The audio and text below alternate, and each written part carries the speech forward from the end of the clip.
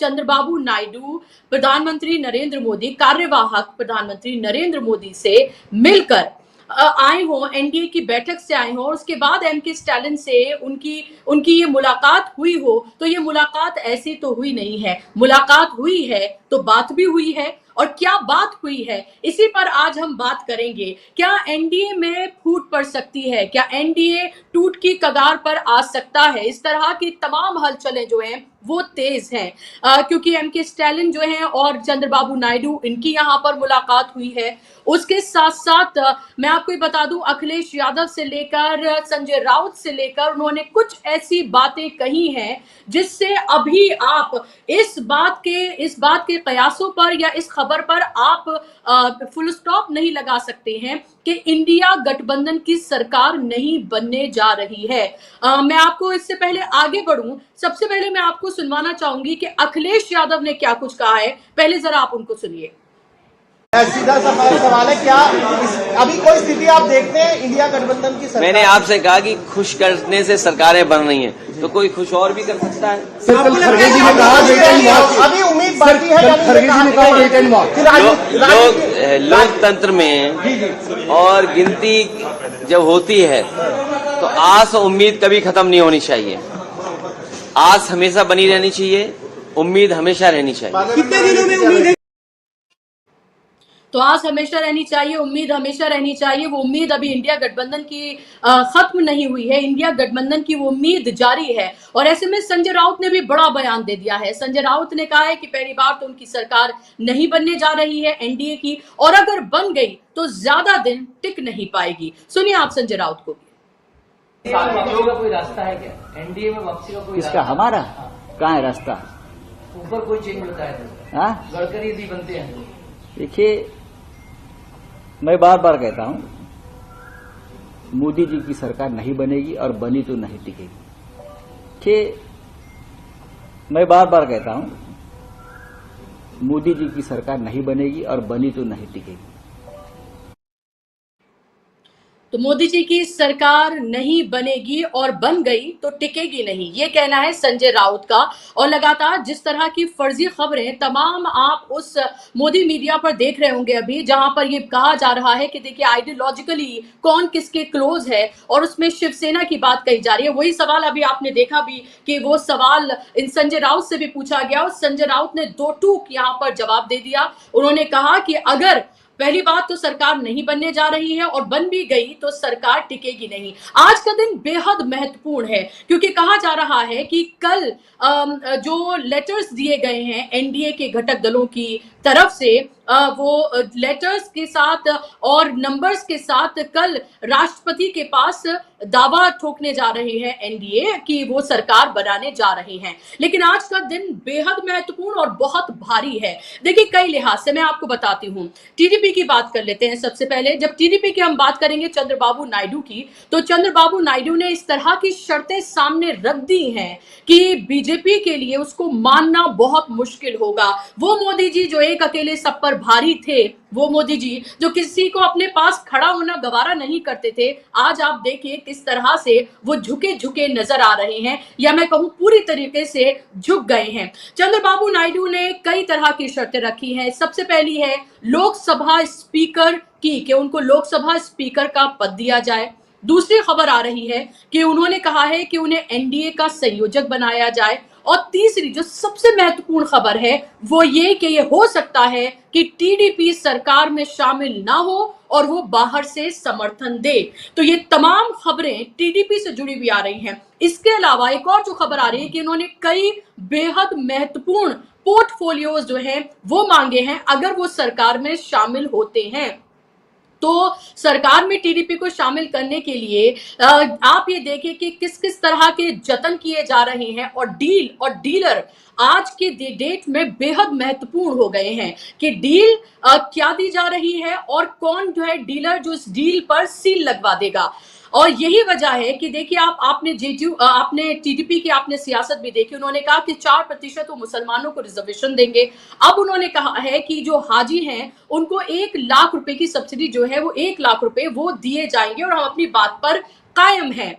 और दूसरा, जेडीयू की बात कर लेते हैं। जेडीयू ने भी कई तरह की शर्तें रखी हैं, कई महत्वपूर्ण पोर्टफोलियोज की बात कही है, बिहार को विशेष दर्जे की बात कही है। इसके अलावा जेडीयू की एनडीए और प्रधानमंत्री, कार्यवाहक प्रधानमंत्री नरेंद्र मोदी के साथ तो जो उनकी बातचीत हुई है वो तो सब आपने देखा, लेकिन इसके अलावा भी उनकी बहुत सारी बातचीत अंदर खाने अलग अलग तरीके से हो रही है नीतीश कुमार की। और नीतीश कुमार ने भी बेहद महत्वपूर्ण कई पोर्टफोलियोज मांगे हैं। इसके साथ साथ उन्होंने अपने अग्निवीर जैसी जो योजना जो लाई गई थी, जो बहुत फ्लैगशिप योजना थी नरेंद्र मोदी सरकार की, उसको लेकर सवाल खड़े कर दिए हैं और यूसीसी को लेकर भी सवाल खड़े कर दिए हैं। यानी कि जो हिंदुत्व का चेहरा बनकर हिंदुत्व की सियासत करने के नाम पर जिस तरह से 10 साल जो सियासत की गई, वो पूरी की पूरी इस वक्त धराशायी होती हुई नजर आ रही है। ये बात तो तय हो गई है इन रिजल्ट से 2024 के कि अब हिंदुत्व के नाम पर नरेंद्र मोदी को कोई वोट नहीं मिलने वाला है। और एक और बहुत महत्वपूर्ण बात, उत्तर प्रदेश की बात इसलिए करना बेहद महत्वपूर्ण है क्योंकि आपको पता है कि सबसे बड़े दल के रूप में उभरी है समाजवादी पार्टी।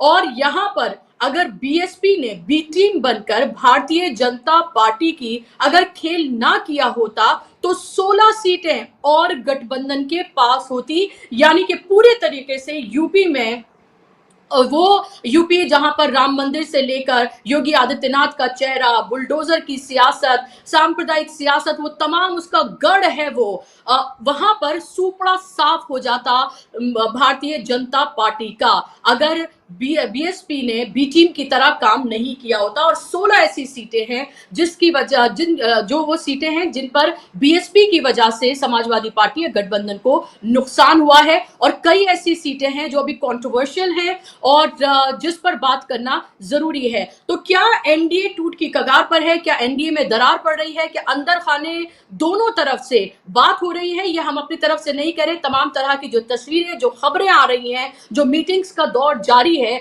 उसके बिना पर हम ये तमाम बातें कह रहे हैं। और इसी की आज हम समीक्षा करेंगे और इस पर बात करने के लिए मेरे साथ दो बेहद खास मेहमान जुड़ गए हैं। इनका तारुफ मैं आपसे कराना चाहूंगी। स्क्रीन पर ले आइए, आप देख सकते हैं हमारे ऑनलाइन एडिटर अमलेंदु उपाध्याय जी हमारे साथ मौजूद है और इसके साथ ही वरिष्ठ पत्रकार प्रेम कुमार जी हमारे साथ जुड़ गए हैं। दोनों मेहमानों का बहुत बहुत स्वागत, इस्तकबाल।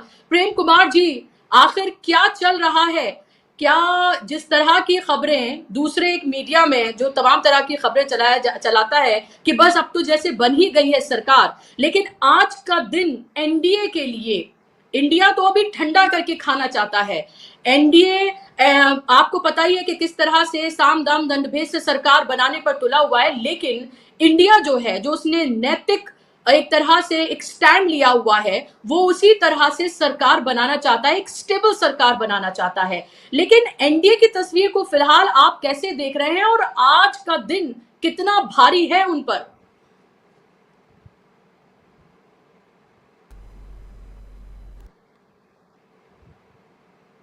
जी, आवाज नहीं आ रही है प्रेम जी आपकी। आ रही है आपकी?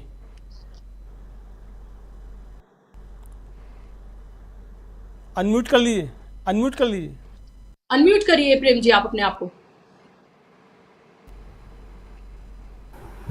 हाँ, अब तो आवाज आ रही होगी। जी जी जी, अब आ रही है। शुक्रिया शुक्रिया। तो देखिए, मेरा मानना है कि एनडीए सरकार जो इन दो संभावित बैसाखियों को देख रही है, उस पर टिकने की कोशिश कर रही है। ये दोनों ही एक मजबूत पॉलिटिशियन है। ये कोई ओम प्रकाश राजभर जी जैसे ऐसी पार्टी नहीं है। ये मजबूत पार्टियां हैं और एनडीए के साथ लंबे समय तक नीतीश कुमार रहे हैं। बिहार में जो लंबा शासन है उसमें 17 साल का करीब साथ रहा है, लेकिन इसके बावजूद वो पलटू राम की जो नाम से जो जाने गए हैं। हम तो हालांकि नीतीश कुमार को पलटू राम नहीं बोलते, हम तो बीजेपी और आरजेडी दोनों को पलटू राम बोलते हैं, जो नीतीश कुमार को एडॉप्ट करते रहते हैं। लेकिन वही भूमिका क्या राष्ट्रीय राजनीति में नीतीश कुमार ले आने जा रहे हैं, ये महत्वपूर्ण बात है। यानी उनके रुख से तय होगा कि एनडीए की सरकार बनेगी कि इंडिया की सरकार बनेगी। उनके रुख से ही बिहार में तय होता रहता था, वही मॉडल अब सेंटर में दिख रहा है। तो एक हार्ड बार्गेन की स्थिति है। ऐसा नहीं है कि एकदम से आसानी से कोई फार्मूला तय हो रहा है। मगर एक बात ज़रूर है कि नीतीश कुमार जो भी काम करते हैं, पिछले बार जो उन्होंने स्वीप किया, इधर से उधर गए, उस घटना को छोड़कर इससे पहले जब कभी भी उन्होंने डिसीजन लिया तो उसका एक लॉजिकल कुछ ना कुछ बेस होता रहा है। बिना लॉजिक के वो काम नहीं करते। तो नीतीश कुमार ने इस बार भी जो रखा है उसमें कोई डिफरेंस नहीं दिख रहा है। अब कुछ वो डिमांड रख सकते हैं, जैसे बिहार को विशेष राज्य का दर्जा दीजिए, जातीय सर्वेक्षण को लागू कीजिए, जो भी है, इस तरह की बातों को, ऐसी डिमांड को वो रख दे सकते हैं जिसको मानना बीजेपी के लिए मुश्किल होगा। और अगर बीजेपी नहीं मानती है तो उसी आधार पर उसको लॉजिकल तरीके से वो अपनी निष्ठा को इंडिया की तरफ शिफ्ट कर ले सकते हैं। तो उनका संपर्क दोनों पक्ष से बना हुआ है। एनडीए की बैठक में भी जाते हैं और इंडिया के नेताओं से भी उनका संपर्क है। तेजस्वी के साथ दिल्ली आते हैं और अंदर खाने उनकी मुलाकात भी तय थी। कल राहुल गांधी के साथ हुई या नहीं हुई इसकी पुष्टि करना मुश्किल है। लेकिन दूसरी तरफ चंद्रबाबू नायडू को देखें तो चंद्रबाबू नायडू भी स्टालिन से मिल रहे हैं और उनके ऑप्शन भी खुले हुए हैं। वो भी एनडीए में संयोजक भी रह चुके हैं और इंडिया गठबंधन में भी रहे हैं, यूपीए के साथ भी रहे हैं। तो लेकिन चंद्रबाबू नायडू की जो वर्तमान सियासत है उसमें उनको अपने दम पर मुख्यमंत्री बनने का अवसर है। तेलुगु देशम पार्टी चुनाव जीत चुकी है, तो ऐसे में वो बड़ा कंफर्टेबल है। वो प्रधानमंत्री पद के लिए लालायित नहीं हो सकते हैं। वो अच्छे पोर्टफोलियो के लिए, अच्छी पोजीशनिंग के लिए, ताकि सेंट्रल गवर्नमेंट को वो अपने कंट्रोल में रख सके। क्योंकि ये भूलना नहीं चाहिए कि मोदी सरकार ने चंद्रबाबू नायडू को भी बहुत परेशान किया है। तो वो अब वो स्थिति चाहते हैं कि उनको कोई परेशान न करे, उनको कोई ब्लैकमेल न करे। लिहाजा गृह मंत्रालय जैसी मांग उनकी हो सकती है और है। तो ये इन परिस्थितियों में बन रहा है। लेकिन इसके बावजूद क्या ये सरकार स्थिर होगी, क्या इनका समर्थन मिलेगा? चूंकि ये दोनों तरफ अभी बातचीत कर रहे हैं तो हम ये नहीं कह सकते कि एनडीए की सरकार बनने ही जा रही है, क्योंकि ये एक वो पॉइंट खोज रहे हैं जिस पॉइंट पर एनडीए का साथ छोड़ा जा सके। जैसे चंद्रबाबू नायडू ने ये संकेत दिया है कि वो बाहर से सरकार को समर्थन करेंगे। इसका मतलब है कि कल जो एनडीए की मीटिंग हुई तो एनडीए में वो शामिल थे, तो इसका मतलब वो एनडीए के पार्ट नहीं है क्या? और पार्ट नहीं है तो एनडीए के सर्वसम्मत नेता कैसे हो गए नरेंद्र मोदी? कल की बैठक में, कल तो 42 दलों की बैठक में 10 ही दल आए, फिर भी उसको एनडीए के सर्वसम्मत नेता के तौर पर घोषित किया गया, जो फैक्चुअली गलत है।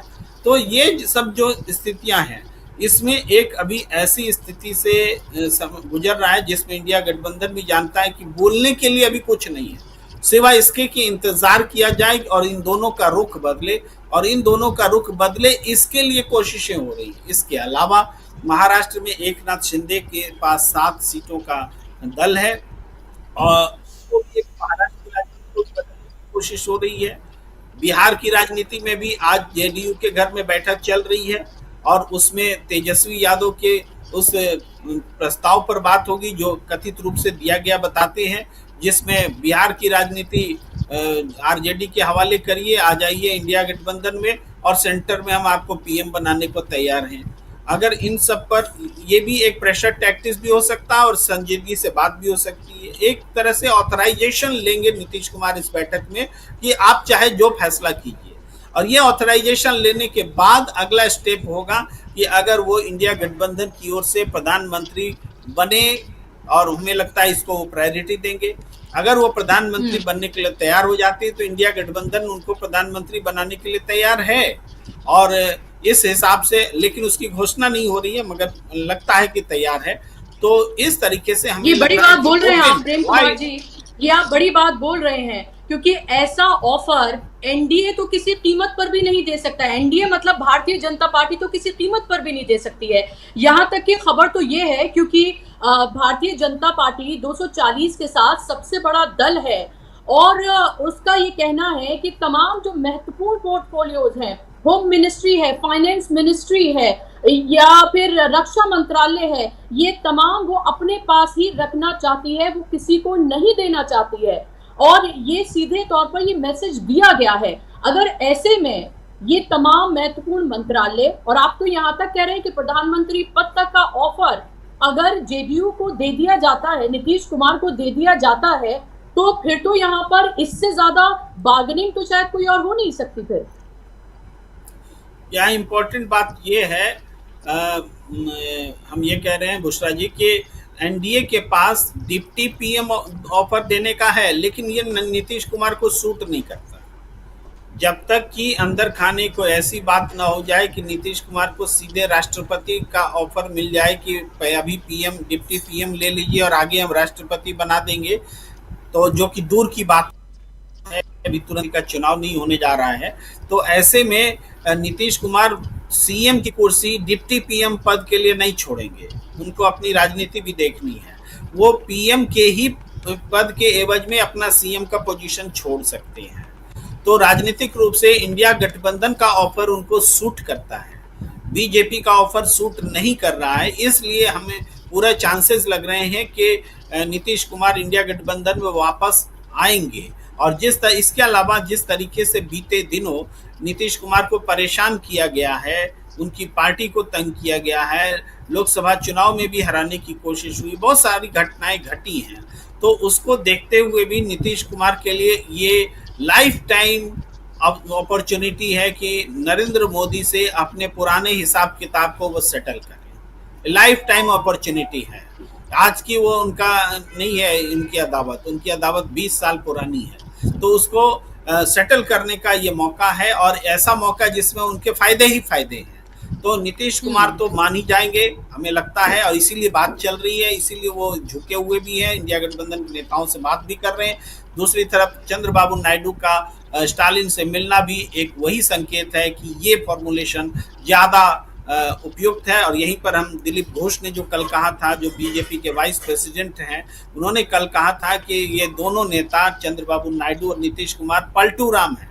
तो इसका मतलब है कि बीजेपी के नेताओं को भी भरोसा नहीं है इन दोनों नेताओं पर, और वो संकेत मिलने लगे हैं। तो पूरी आबो हवा यही कहती है कि इंडिया सरकार बनाने के लिए पूरी तरीके से उसके लिए वातावरण है। अब ये वातावरण कब आइस ब्रेकिंग पॉइंट आता है, कितनी जल्दी आता है और किस रूप में आता है, ये देखने वाली बात है। समय बहुत कम है, समय इस महीने में कम है कि राष्ट्रपति के पास में दावा तो उन्होंने कर ही दिया है, और इसके अलावा 8 तारीख को शपथ ग्रहण का भी कार्यक्रम है। तो इस बीच घटनाएं कैसे घटती हैं और है भी कि नहीं, ये महत्वपूर्ण बात है। लेकिन वातावरण पूरी तरह से इंडिया गठबंधन के हक में है।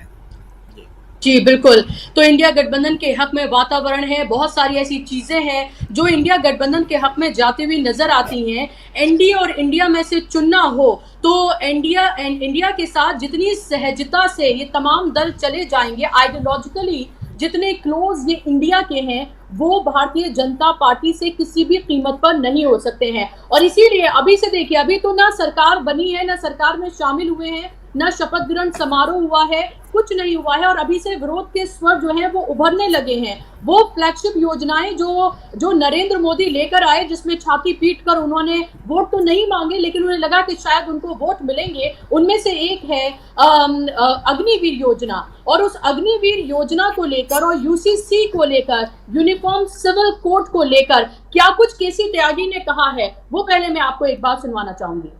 अग्निवीर के रिव्यू को लेकर आप मांग करिए। अग्निवीर योजना को लेकर के मतदाताओं के एक हिस्से में नाराजगी रही है।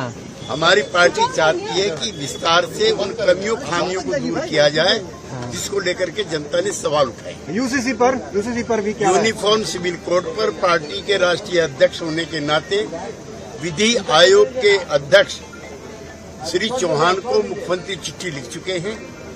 हम इसके विरुद्ध नहीं है, लेकिन जितने भी स्टेक होल्डर्स हैं, चाहे मुख्यमंत्री हो, चाहे डिफरेंट पॉलिटिकल पार्टीज हों या डिफरेंट सेक्ट्स हों, उनसे बातचीत करके इसका हल निकाला जाना चाहिए। जाति का जनगणना होगी। तो अभी आपने सुना यहाँ पर केसी त्यागी को कि अग्निवीर और यूसीसी दोनों को लेकर, यूनिफॉर्म सिविल कोड को लेकर यहाँ पर उन्होंने आपत्तियां अपनी दर्ज कर दी हैं। और ऐसी कई ऐसी योजनाएं हैं नरेंद्र मोदी की जिसको लेकर लगातार इंडिया गठबंधन मुखर रहा और उसी के नाम पर और उसी को एक तरह से आधार बनाकर तमाम घोषणा पत्र से लेकर तमाम बने और उसके आधार पर कि कैसे ये योजनाएं लगातार जो युवा हैं उनके साथ ये खिलवाड़ जो है वो किया जा रहा है। और अब आप ये देखिए कि अभी तो ना सरकार बनी है और ना ही किसी कोई शपथ ग्रहण समारोह से लेकर कुछ नहीं हुआ है, अभी से ही ये तमाम तरह के जो नाराजगियां हैं या फिर जो आपत्तियां हैं वो दर्ज कराने लगे हैं यहाँ पर वो दल जिनको कहा जा रहा है कि अभी वो एनडीए का हिस्सा हैं और सबकी निगाहें इन दो ही पर है, वो है जेडीयू और टीडीपी। और आखिर ये क्या खेल करेंगे, जो बार्गेनिंग है वो किस स्तर तक जाएगी और बार्गेनिंग क्या कितनी मानी जाएगी, उन एक अकेला सब पे भारी और 56 इंच सीना क्या वाकई में इतना सिकुड़ जाएगा कि वो इन तमाम बातों को इसी तरह से मान लेगा। अमलेंदु जी, मैं आपके पास आऊं उससे पहले ये सवाल प्रेम जी आपसे मेरा कि क्या आपको लग रहा है कि वो नरेंद्र मोदी जो अपने आसपास किसी को खड़ा नहीं होने देते थे, अपने उनके मंत्री भी उनके आगे झुककर ही उनसे बात करते थे, आज वो देखिए किस कदर झुके हुए हैं। आप ये भी देखिए पूरी बॉडी लैंग्वेज उनकी, वो भगवा से हरे में भी आ गए हैं। क्या आपको लग रहा है कि जिस तरह की बार्गेनिंग करने की दोनों की कोशिश है टीडीपी और जेडीयू की, और वो चाहते हैं कि उनके पास ऐसा ये सुनहरा मौका आया है जो अभी नहीं तो कभी नहीं वाला और अचानक वो किंग मेकर ही नहीं बल्कि किंग की भूमिका में भी आ सकते हैं, तो वो किंग मेकर बनेंगे या किंग बनेंगे, क्या आपको लगता है?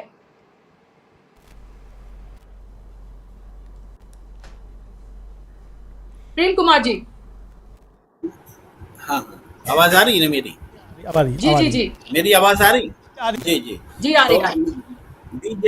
बीजेपी तो निश्चित रूप से किंग ही बनना चाहती है और किंग मेकर बनना चाहती तो उसके लिए मुश्किल नहीं होता, बहुत आसानी से किंग मेकर बन जाती। लेकिन जनता ने जो फैसला दिया है उसको देखिए कितना बुद्धिमत्तापूर्ण है कि सरकार कोई बनाए गठबंधन की ही बनेगी। गठबंधन सरकार बनाने का जनादेश जनता ने दिया और अब वो एकोमोडेशन होगा। यूसीसी भी लाएंगे तो सारे स्टेक होल्डर से बात करने की शर्त जैसी कि जेडीयू के नेता कह रहे हैं उसके हिसाब से होगा। कोई आप एक तरफा किसी समुदाय के खिलाफ या कोई ऐसा फैसला जो सबको प्रिय ना हो ये आप नहीं कर सकते। ये फैसला जो है जनता ने दे दिया है, ये बहुत बड़ी बात है। अब हमारे लिए यही इंडिया की जीत है। एक्चुअली इंडिया की जीत सरकार बनाना ही नहीं है, इंडिया की जीत ये है कि जनता से वो आदेश हासिल गया कि आपको बेलगाम हम नहीं रहने देंगे। ये इंडिया के कैंपेन की जीत हुई है। इसको इसीलिए हम लोग बहुत उतावले नहीं थी कोई सरकार बन ही जाए, मोदी हट ही जाए, इस तरह की कोई बेचैनी नहीं है किसी के मन में। बेचैनी जो थी वो थी कि तानाशाही से मुक्ति कैसे मिलेगी और वो मुक्ति मिल रही है। इसीलिए हम सुकून में हैं। हम किसी पार्टी से नहीं है, किसी गठबंधन से नहीं है, लेकिन देश का जो इंटेलेक्चुअल वर्ग वो वर्ग इस बात से खुश है कि संविधान बचाने, लोकतंत्र बचाने और जैसी बातें जो थी चिंता में उसको जनता ने उसको सपोर्ट किया है। ये एक बात है। दूसरी बात है कि जैसे ये पूरा जो जनादेश है वो जनादेश एक तरह से उसमें यूपी की सबसे बड़ी भूमिका और उत्तर प्रदेश से जो आवाज आई है वो आवाज ये आई, हम श्री राम के नाम पर आपको वोट लूटने नहीं देंगे, आप राम का नाम बेच करके गद्दी पर नहीं बैठे रह सकते हैं, ये आवाज आई है। और तीसरी बात कि भारतीय जनता पार्टी के भीतर भी जो तानाशाही का रवैया रहा है, किसी को मुख्यमंत्री बना दो, सारे कैबिनेट बदल दो, इस तरह की बात जो मुख्यमंत्री है उसको प्रेशर में रखो, इसके खिलाफ भी बीजेपी के अंदर थाने से घटनाएं घटी हैं और जिसके सबूत आप देख रहे हैं में आ रही हैं कि जो घुमा के बोल रहे हैं कि अधिकारियों ने किया और वैसा किया। अधिकारी थोड़े करते हैं, अधिकारी मुख्यमंत्री के निर्देश आदेश पर चलते हैं। यानी मुख्यमंत्री योगी आदित्यनाथ के संदर्भ में बात अरविंद केजरीवाल ने कही थी, वो बात बहुत सही थी। अगर मोदी शाह की सत्ता में आए तो योगी को रहने नहीं देंगे। अब ये योगी के भी मन में बैठी, जनता मन में बैठी, तो ये भी है। यानी ये जनादेश बीजेपी के भीतर तानाशाही के खिलाफ भी जनादेश है, बीजेपी के बाहर तानाशाही के खिलाफ भी जनादेश है, और सरकार की तानाशाही के खिलाफ भी जनादेश है। अच्छी बात लग रही। बाकी तो घटनाएं है जो रही है, एकोमोडेशन होगा, एक पार्टी सिस्टम एक तरह से था, उससे जब आ रहा है मल्टी पार्टी सिस्टम में सरकार, तो एक संक्रमण काल है जिसमें उथल पुथल होगा, कौन कहाँ रीसेटलिंग हो रही है, ये चल रहा है पेज। इसीलिए 2-2 टाइम करना किसी के लिए भी मुश्किल हो रहा है। जी जी बिल्कुल। और ये कोलिशन की गवर्नमेंट बनेगी, यहाँ पर एक पार्टी वन पार्टी सिस्टम जो है वो पूरी तरीके से यहाँ पर खत्म होता हुआ नजर आ रहा है। यहाँ पर अब वो दौर आ रहा है जहाँ सरकारों को जवाबदेह बनाया जाएगा, क्योंकि अब से पहले 10 साल जो आपने सरकार देखी वो तो किसी भी तरह से जवाबदेही नहीं रही है। वहां पर तो सिर्फ एक चेहरा था मोदी, उसी की गारंटी थी, उन्हीं का ही सब कुछ था। और अब आप ये देखिए कि वो तमाम चीजें किस तरह से यहाँ पर अभी धराशायी होती हुई नजर आ रही हैं। और इससे पहले मैं आगे बढ़ूं, और बहुत सारे इसके एस्पेक्ट्स हैं जिन पर आज बात करना बहुत जरूरी है, क्योंकि आज का दिन भारतीय जनता पार्टी और एनडीए में नहीं कहूंगी, क्योंकि भले ही ये कहा जा रहा हो कि एनडीए फॉर्म हो गया है, अभी एनडीए कोई फॉर्म नहीं हुआ है। जब तक वो एक एनडीए के तौर पर, एनडीए के नेता के तौर पर और प्रधानमंत्री के तौर पर जब तक शपथ नहीं ले लेते हैं, तब तक तमाम तरह की संभावनाओं के दरवाजे पूरी तरीके से खुले हुए हैं। और यही वजह है कि मीटिंग्स पर मीटिंग्स का दौर जो है वो चल रहा है, और दोनों तरफ चल रहा है। जो नेता इधर है वो इधर भी मिल रहे हैं, और उधर वाले नेता उधर तो बिल्कुल नहीं मिल रहे हैं। ये एक फर्क है जो आपको समझने की जरूरत है। एक बार फिर से मैं आपको सुनवाना चाहूंगी, अखिलेश यादव ने क्या कुछ कहा है इंडिया की सरकार बनने को लेकर। बहुत महत्वपूर्ण बात उन्होंने कही है, सुनिए आप।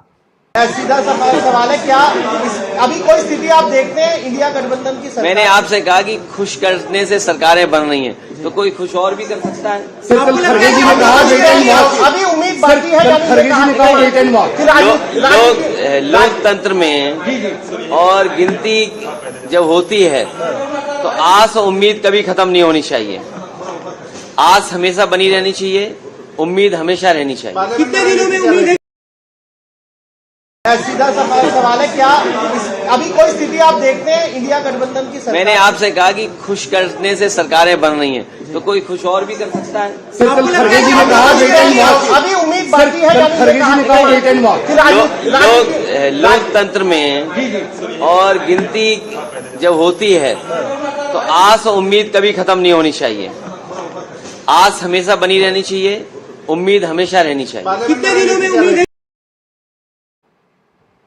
तो आस और उम्मीद हमेशा बनी रहनी चाहिए। वो आस उम्मीद अभी बरकरार है, और उसी आस और उम्मीद पर संजय राउत ने भी बेहद महत्वपूर्ण बात उन्होंने कही है। पहले तो उन्होंने कहा कि सरकार बनेगी ही नहीं, और बन भी गई मान लीजिए तो चलेगी नहीं। और यही सबसे बड़ा चैलेंज है भारतीय जनता पार्टी के लिए, कि जैसे तैसे उन्होंने सरकार बना भी ली तो क्या वो सरकार चला पाएंगे। सुनिए आप संजय राउत को।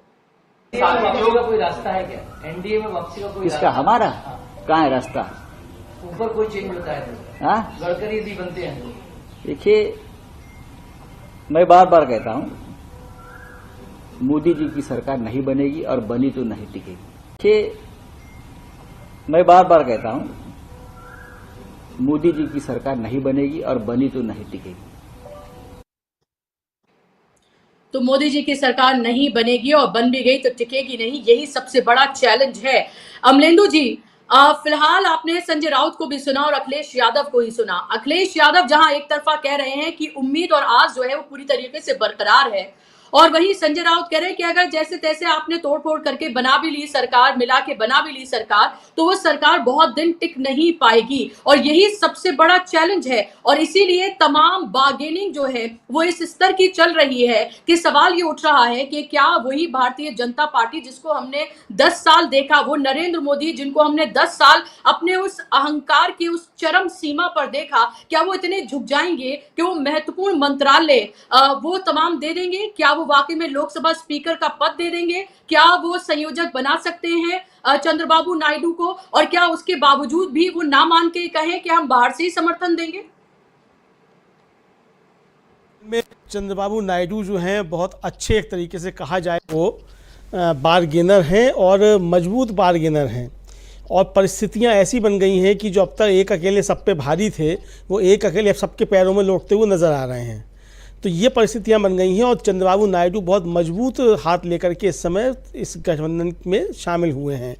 अभी तक हैं शामिल, अब कल तक नहीं रहेंगे ये मैं नहीं कह सकता कि रहेंगे कि नहीं रहेंगे, लेकिन जिस तरीके से उन्होंने सरकार की घोषणा होने से पहले ही सरकार का स्वरूप क्या होगा, अपने मुद्दे जो स्पष्ट कर दिए, ये अब नरेंद्र मोदी को, अमित शाह को सोचना है कि क्या चंद्रबाबू नायडू के मुद्दों पे भारतीय जनता पार्टी समझौता करने को, झुकने को तैयार है। क्योंकि अभी तक तो ये कहा जाता था शेर अकेला चलता है, शेर किसी के सामने झुकता नहीं है, कि ना कभी झुका है, 56 इंच की छाती है। तो वो 56 इंच की छाती और शेर अकेला जो है और एक अकेला सब पे भारी है, उसकी क्या स्थिति है एक चंद्रबाबू नायडू के सामने?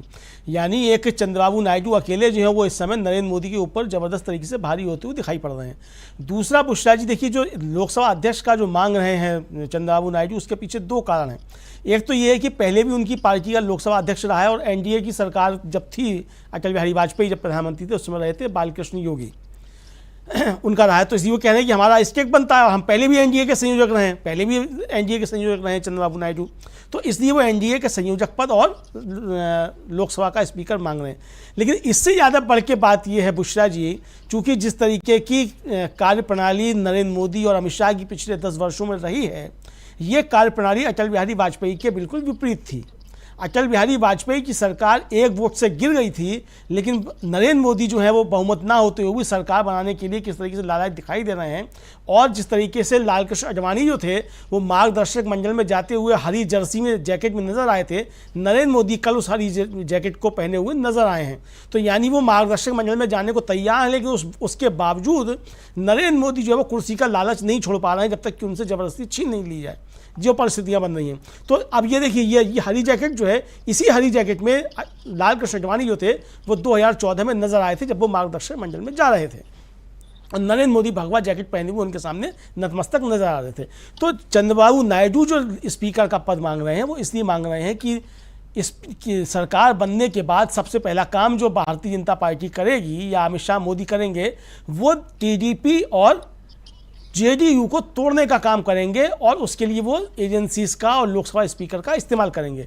तो ये परिस्थितियां पैदा ही ना होने पाएँ, यानी कि सांप का मुंह का जो है एक तरीके से कहा जाए वो जहर की पोटली और दांत निकाल लिए जाएं, ये काम जो है वो चंद्रबाबू नायडू करना चाहते हैं कि आपके पास फिर ये रहे नहीं कि आप कोई तोड़फोड़ कर पाएँ। आप देखिए बुशरा जी कि चंद्रबाबू नायडू के एक जो बड़े खास समझे जाते थे राज्यसभा के सदस्य और जो काफ़ी ज़्यादा मुखर रहते थे भारतीय जनता पार्टी के खिलाफ, उनको भारतीय जनता पार्टी ने लोकसभा चुनाव से पहले अपने में शामिल करा लिया था।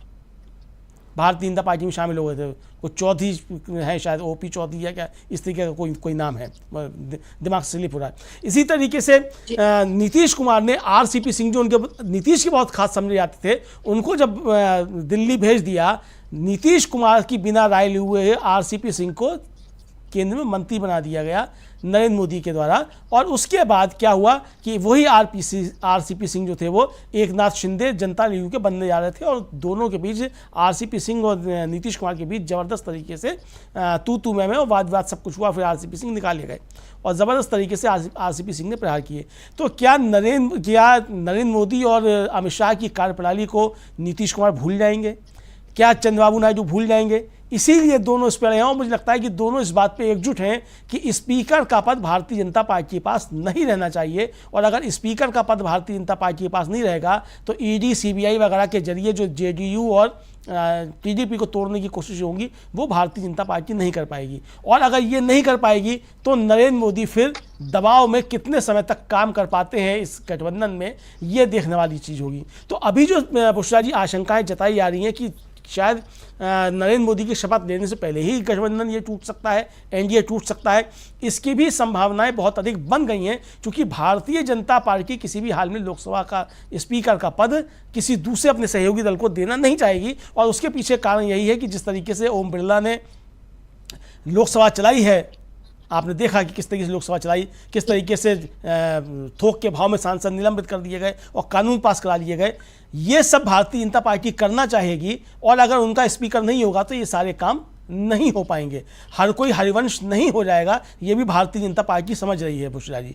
तो भारतीय जनता पार्टी इसीलिए लोकसभा का स्पीकर का पद किसी भी हाल में टीडीपी को या जेडीयू को देना नहीं चाहेगी, जबकि ये दोनों चाहेंगे कि लोकसभा का स्पीकर भारतीय जनता पार्टी का ना हो, इन दो में से किसी का हो।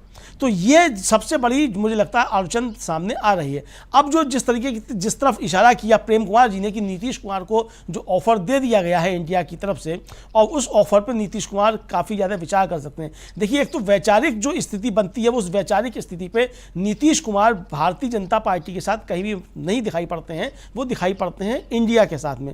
मुझे याद है बुशरा जी की जब बिहार का पिछला लोकसभा चुनाव हो रहा था, जब ये आरजेडी और दोनों मिलकर के साथ लड़ रहे थे,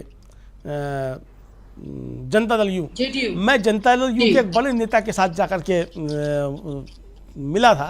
तो उस समय वहाँ बैठे हुए चर्चा चल रही थी, किसी ने पूछा कि वो 17 साल सांप लेकर के किसको कह दिया गया है। नीतीश कुमार ने शायद कह दिया था कि 17 साल हम जो थे वो सांपों के साथ है। तो उस नेता ने कहा कि भाई सांप तो 17 साल ये बीजेपी ही थी, हमारे गले में पड़ी रही थी। तो यानी बीजेपी जो 17 साल तक सांप रही थी, अब वो समय ज़्यादा हो गया है, तो वो सांप समझ रहे हैं कि उसके गले में पड़ा हुआ है। तो उस सांप का जो है विष जो है, उसकी विष की पोटली और उसके विष के दांत जो हैं, वो जनता दल यू तोड़ना चाहती है। चूंकि जनता दल यू जब नीतीश कुमार लौट करके आए थे, राबड़ी देवी की शरण में पहुंचे थे, तेजस्वी की शरण में पहुंचे थे, तब उन्होंने यही कहा था कि उनकी पार्टी तोड़ने की कोशिश हो रही थी, परिस्थितियां ऐसी पैदा कर दी गई थी।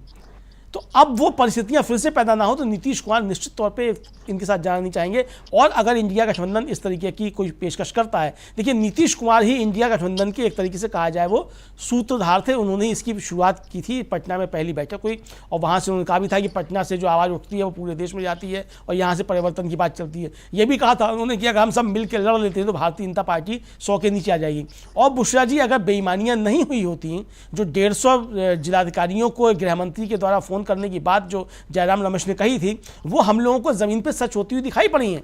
जिस तरीके के आरोप लगे हैं, समाजवादी पार्टी ने आरोप लगाए हैं, जयपुर ग्रामीण में आरोप लगे हैं, लगभग 30 सीटें जो हैं वो ज़बरदस्ती जीती हुई दिखाई पड़ती हैं। वो सारे मुकदमे सुप्रीम कोर्ट पहुंचेंगे, ये भी है, लेकिन जब तक वो उन पर फैसला होगा तब तक क्या आएगा क्या नहीं आएगा वो बात की बात है, लेकिन ये मामले तो पहुंचेंगे और ये आरोप लग रहे हैं। तो ये हमने सबने देखा है। तो जिस तरीके से किया है, तो जाहिर सी बात है कि नीतीश कुमार की बात वो भी सच होने वाली है, मतलब हो चुकी है एक तरीके से कहा जाए। अगर ईडी, सीबीआई, चुनाव आयोग, मशीनरी सारी और धन बल, ये सारी चीज़ें का भारतीय जनता पार्टी के पास ना हो, तो भारतीय जनता पार्टी को 100 सीटें ही मिली हैं। ये बाकी जो 140 सीटें हैं, ये सब धुप्पल की सीटें हैं, जबरदस्ती हथियाई गई सीटें हैं। तो ये एक तरीके से उनकी बात तो सच होती है। तो नीतीश कुमार भी, मुझे लगता है कि अगर भाई भारतीय जनता पार्टी के पास देने के लिए क्या है, जैसा प्रेम कुमार जी ने कहा कि भाई आप डिप्टी पीएम तो दे सकते हैं, लेकिन आप प्रधानमंत्री नहीं दे सकते। दूसरी बात यह है बुशरा जी कि नरेंद्र मोदी भारतीय जनता पार्टी के पहले बहुत दुलारे हुआ करते थे 2014 के लोकसभा चुनाव से पहले, और भारतीय जनता पार्टी के लोग जो थे वो यही कहा करते थे कि हमारे पास पीएम मटेरियल जो है वो नीतीश कुमार हैं। जब वो ये सवाल उठता था कि लाल कृष्ण आडवाणी जो है वो बुजुर्ग हो गए हैं और पीएम इन वेटिंग जो है वो उनकी बुरी एक तरह से कहा जाए वो गत हो चुकी है 2009 के लोकसभा चुनाव में, जब वो पीएम वेटिंग थे और लौह पुरुष कहे जाते थे। तो अब जो है वो कौन होगा भारतीय जनता पार्टी का के पास प्रधानमंत्री पद का चेहरा, तो इन्हीं नीतीश कुमार को पीएम मटेरियल कहा जाता था। और नीतीश कुमार ने उस समय जो भारतीय जनता पार्टी के साथ अपना गठबंधन तोड़ा था, वो तोड़ा भी इसलिए था कि नरेंद्र मोदी को प्रधानमंत्री पद का कैंडिडेट भारतीय जनता पार्टी ने घोषित कर दिया था। तो नीतीश कुमार के पास, जैसा प्रेम कुमार जी ने कहा, मैं भी उस बात का बिल्कुल समर्थक हूँ कि नीतीश कुमार के पास अपने सारे पुराने दुखों का एक तरीके से कहा जाए, जो उनके साथ भारतीय जनता पार्टी ने खासतौर से नरेंद्र मोदी ने जो सब काम किए हैं उसका बदला लेने का ये अंतिम अवसर है। अगर अभी चूक गए नीतीश कुमार तो हमेशा के लिए चूक जाएंगे और ये शूल गले रहेंगे, क्योंकि यही नरेंद्र मोदी थे जिन्होंने नीतीश कुमार के डीएनए के ऊपर सवाल उठाए थे। और नीतीश कुमार ने फिर तमाम बिहार के लोगों से और अपना 58 नाखून और बाल दिल्ली नरेंद्र मोदी को भिजवाए थे, जो बताया जाता है गोल्ड डाकखाने में अभी 50,000 से ज़्यादा पैकेट पड़े हुए हैं, वो वापस नहीं गए हैं और नरेंद्र मोदी ने भी उनको स्वीकार नहीं किया है। तो नीतीश कुमार के डीएनए के ऊपर सवाल तो नरेंद्र मोदी उठाते ही रहे हैं। और जैसा कि दिलीप घोष का बयान प्रेम कुमार जी ने बताया कि वो है कि नीतीश कुमार पलटू नाम है, तो ये भारतीय जनता पार्टी के लोग भी जो है इस तरह की जिस तरह की बातें इस समय नीतीश कुमार को लेकर के कर रहे हैं, तो मुझे लगता है कि नीतीश कुमार के सामने भी ये अवसर है क्योंकि आप जिस तरीके से अल्पमत के मुख्यमंत्री लगातार आप बिहार में रहे हैं, तो यहाँ भी अल्पमत के आप प्रधानमंत्री रहिए। भाई यहाँ भी देवगौड़ा प्रधानमंत्री रहे हैं, अल्पमत के ही थे, इंदिरा कुमार गुजराल अल्पमत के ही थे, यानी जिसका अपना बहुमत नहीं था अपने दल का और दूसरे दलों के समर्थन से हुए थे, तो यहाँ भी हो सकता है। और आपको याद होगा बुशरा जी की एक टीवी चैनल पर बैठ करके पवन खेड़ा जो कांग्रेस के प्रवक्ता हैं, उनके बड़े नेता भी हैं, उन्होंने कहा था कि आप कांग्रेस को नहीं जानती हैं, कांग्रेस जो है वो इस तानाशाही शासन का अंत करने के लिए किस हद तक जा सकती है, यानी किस हद तक जा सकती है, ये संकेत साफ तौर पे हैं कि नीतीश कुमार को प्रधानमंत्री बनाने के लिए समर्थन की हद तक जा सकती है, जैसा कि कर्नाटक में एचडी कुमार स्वामी के साथ 2018 में कांग्रेस ने किया था, बिना मांगे हुए समर्थन दे दिया था। मान लीजिए बुशरा जी, मैं एक बात कहता हूं कि अगर कांग्रेस आज शाम को घोषणा कर दे कि हमने नीतीश कुमार को प्रधानमंत्री पद के लिए समर्थन दे दिया है, नीतीश कुमार प्रधानमंत्री बनना पसंद करेंगे या बिहार का मुख्यमंत्री रहना पसंद करेंगे? क्या चॉइस होगी? तो अभी खेल बहुत बाकी है और मुझे लगता है कि इतना आसान नरेंद्र मोदी के लिए अभी होने नहीं जा रहा है। अगर वो सरकार बना भी लेते हैं, मान लीजिए किसी भी तरीके से अभी शपथ ले भी लेते हैं, एक तो पहले 8 जून को बताया जा रहा था, वो 8 जून से 9 जून चला है, यानी कि अगर एक दिन की भी डिले हुआ है, अभी भी 9 जून पक्का नहीं है, हो सकता है वो और आगे बढ़ जाए बुशरा जी।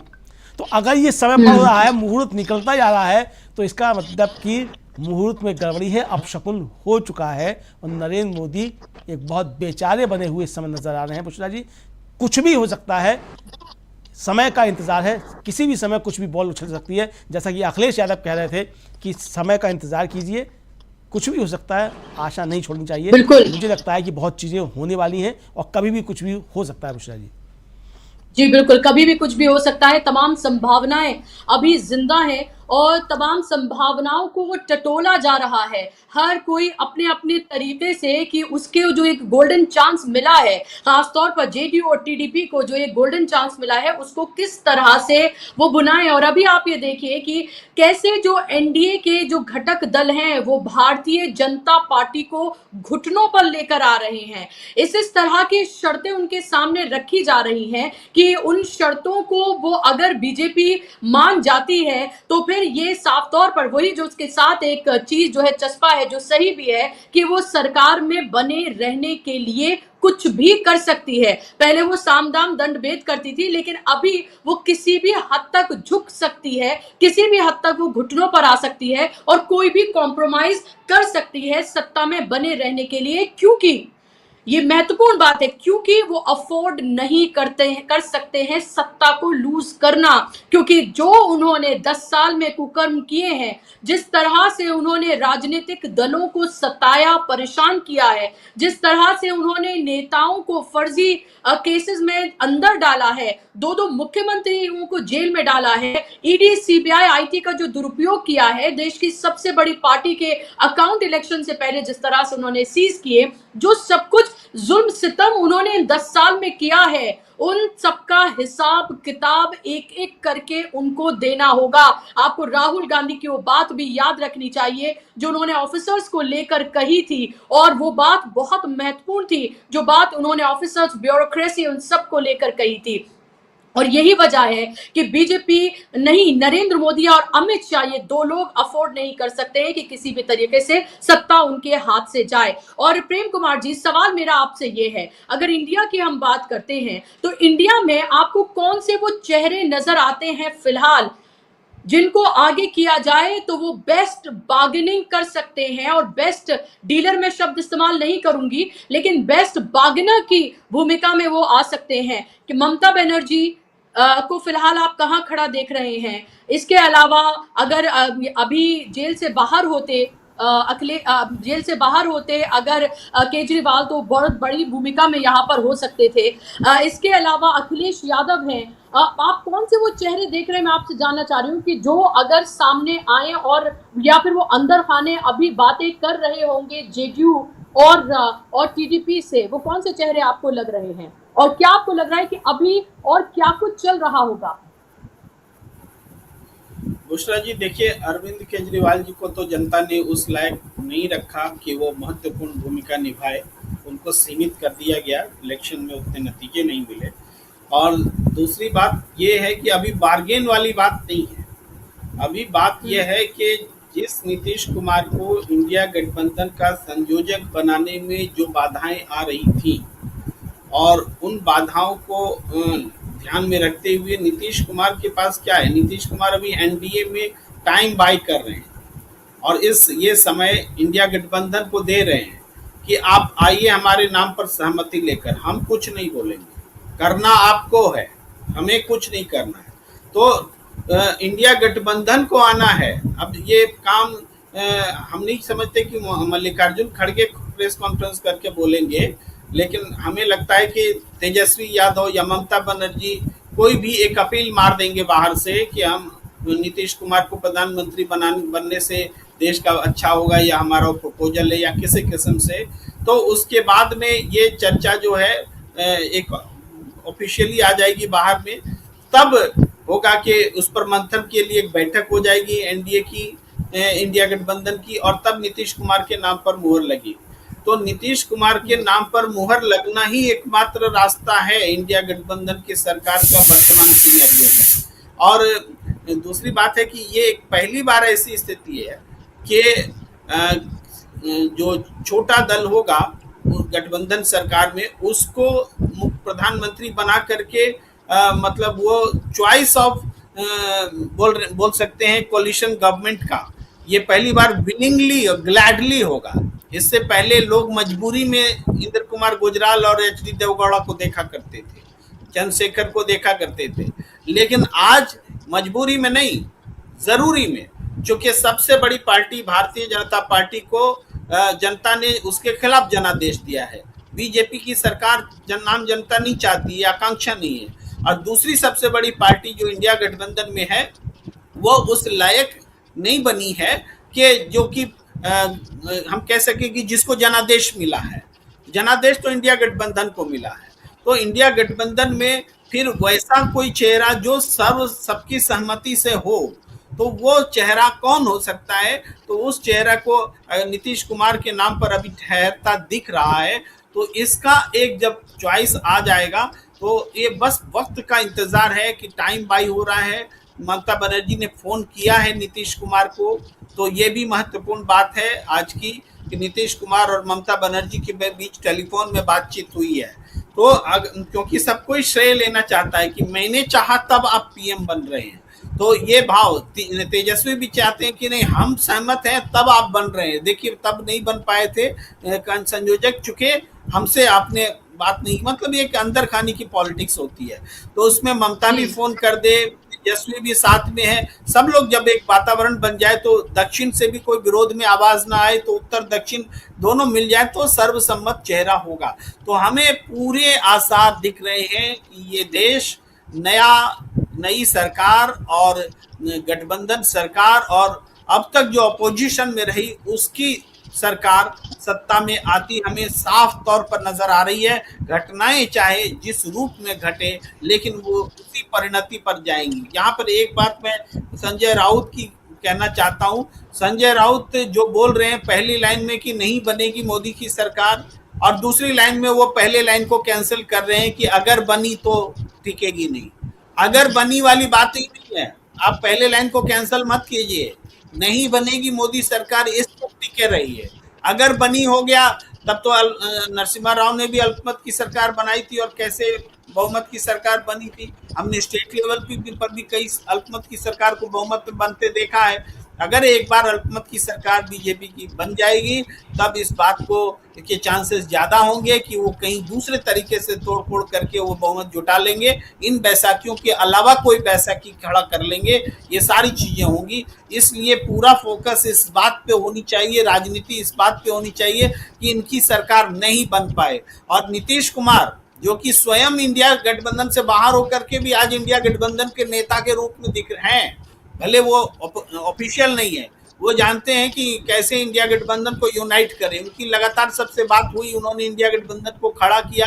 तो वो अब अपने नेतृत्व में सरकार बनाना है, तो अब नेतृत्वकारी भूमिका में नीतीश कुमार ही आ गए हैं अंदर खाने से, ये आप समझिए। तो इसीलिए ये मौका नीतीश कुमार चूकेंगे नहीं, फिर उनको दोबारा मौका नहीं मिलेगा, ना दोबारा कोई ऑफर देगा। अगर थोड़ा भी पूरे नेशनल लेवल पर सिचुएशन में तब्दीली आ गई, बीजेपी की सरकार बन गई या थोड़ा सा आंकड़ा इधर हो गया, तो नीतीश कुमार को कौन पूछेगा? फिर कोई प्रधानमंत्री का ऑफर देगा?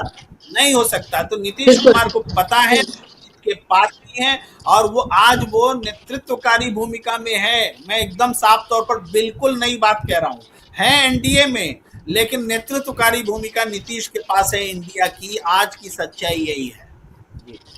जी, बहुत महत्वपूर्ण बात और बहुत महत्वपूर्ण विश्लेषण आपने यहाँ पर किया है कि हैं वो उधर, लेकिन नेतृत्व की भूमिका में वो इंडिया के साथ जो है वो नजर आ रहे हैं। और एक एग्जाम्पल मैं यहाँ पर आप कोट करना चाहूंगी। सम्राट चौधरी नीतीश कुमार से मिलने के लिए जाते हैं और नीतीश कुमार उनसे मिलने के लिए मना कर देते हैं। तो ये भी देखिए, ये एक तरह की पोजिशनिंग है जो यहाँ पर नीतीश कुमार करते हुए नजर आ रहे हैं। नीतीश कुमार साफ तौर पर ये कह रहे हैं कि नरेंद्र मोदी से कम पर तो पहली बात वो बात करने के लिए तैयार ही नहीं है, और किन शर्तों पर बात करेंगे और किस तरह से बात करेंगे, और फिर आगे ये बात किसी रिजल्ट में तब्दील होगी या फिर नहीं, ये भी एक बड़ा सवाल है।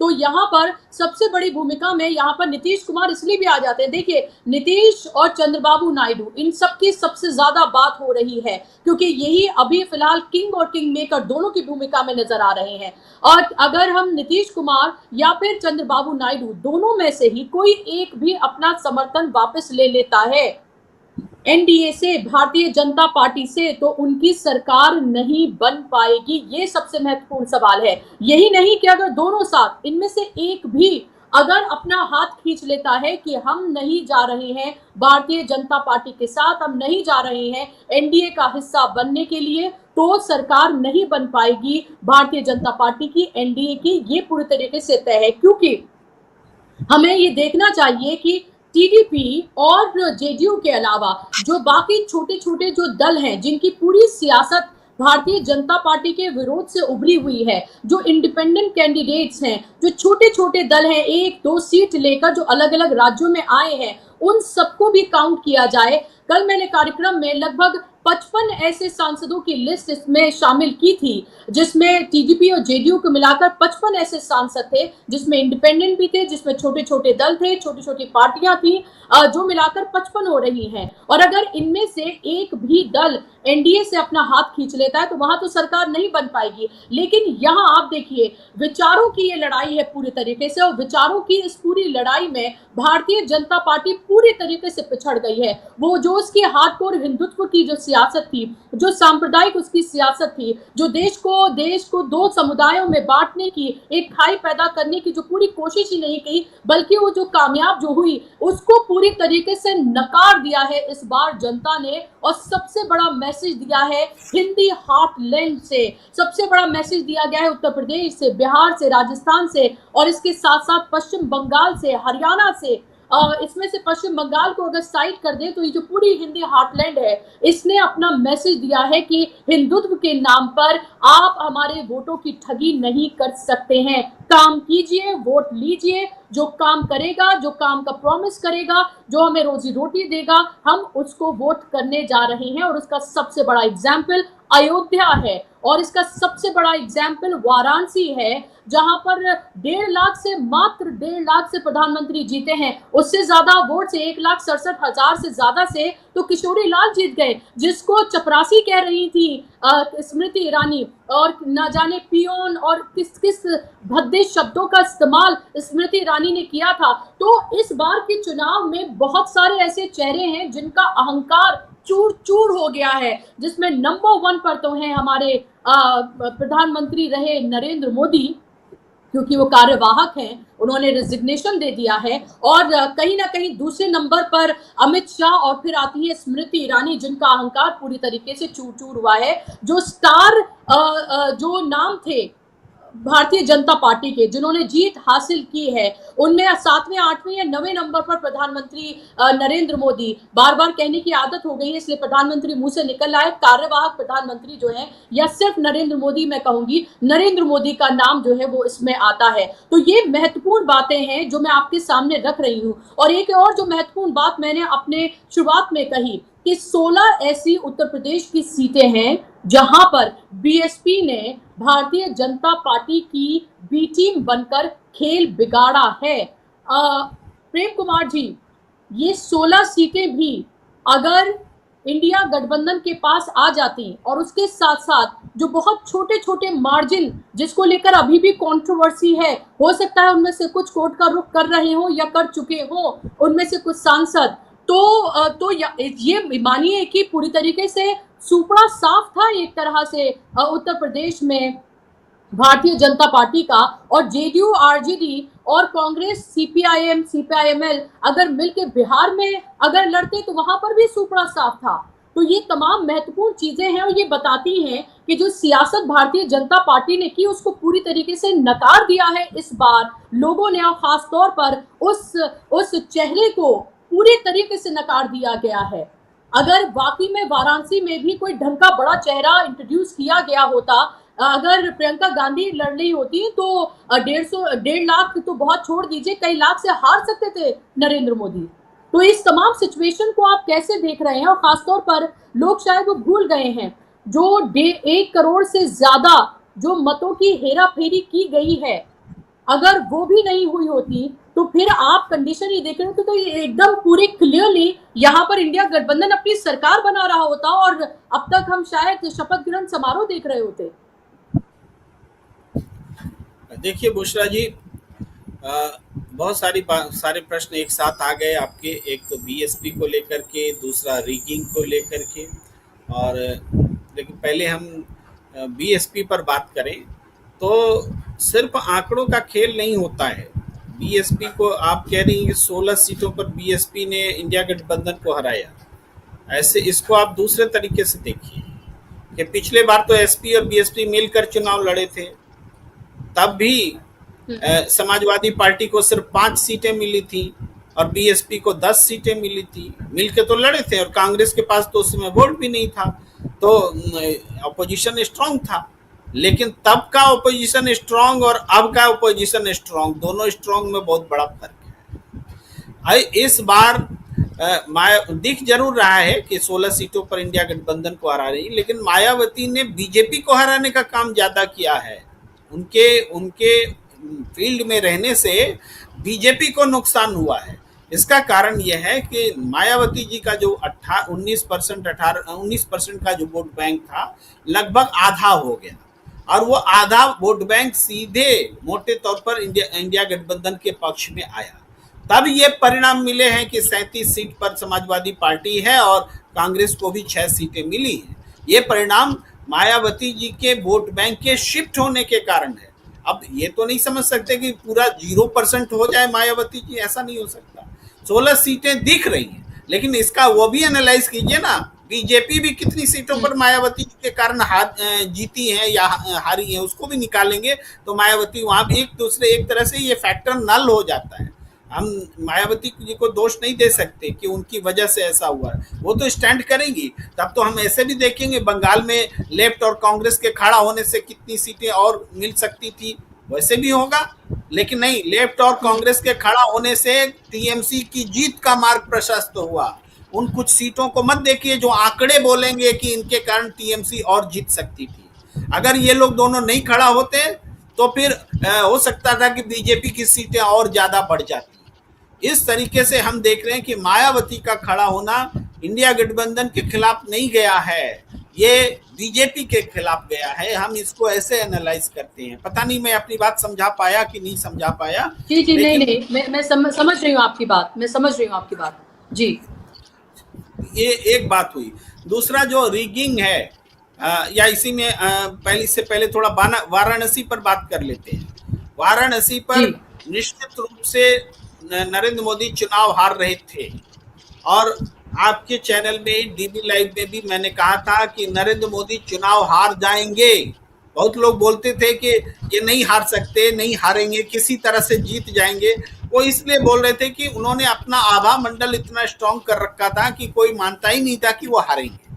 और चूंकि यही नहीं मानने वाली बात इंडिया गठबंधन के नेताओं में भी थी कि नरेंद्र मोदी तो हारेंगे नहीं, तो वहां उतना एफर्ट्स ही नहीं लगाया। अरे एक रैली सिर्फ प्रियंका और डिम्पल की हुई तो पूरा फिगर देखने लगा कि नरेंद्र मोदी जी के हार सकते हैं। अगर राहुल गांधी और अखिलेश यादव अगर उतर जाते वहां, सीन बदल जाता।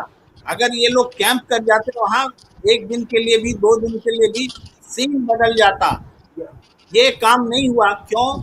अखिलेश यादव जी ने कहा कि 80 में से हम 79 सीट जीत रहे हैं क्यूटो को छोड़कर। आपने तो दे दी सीट, वो आपने सीट वो दे दी। क्यों? सिर्फ इसलिए कि आपको अजय राय से तू मैं हो गई थी। ऐसे गठबंधन चलता है।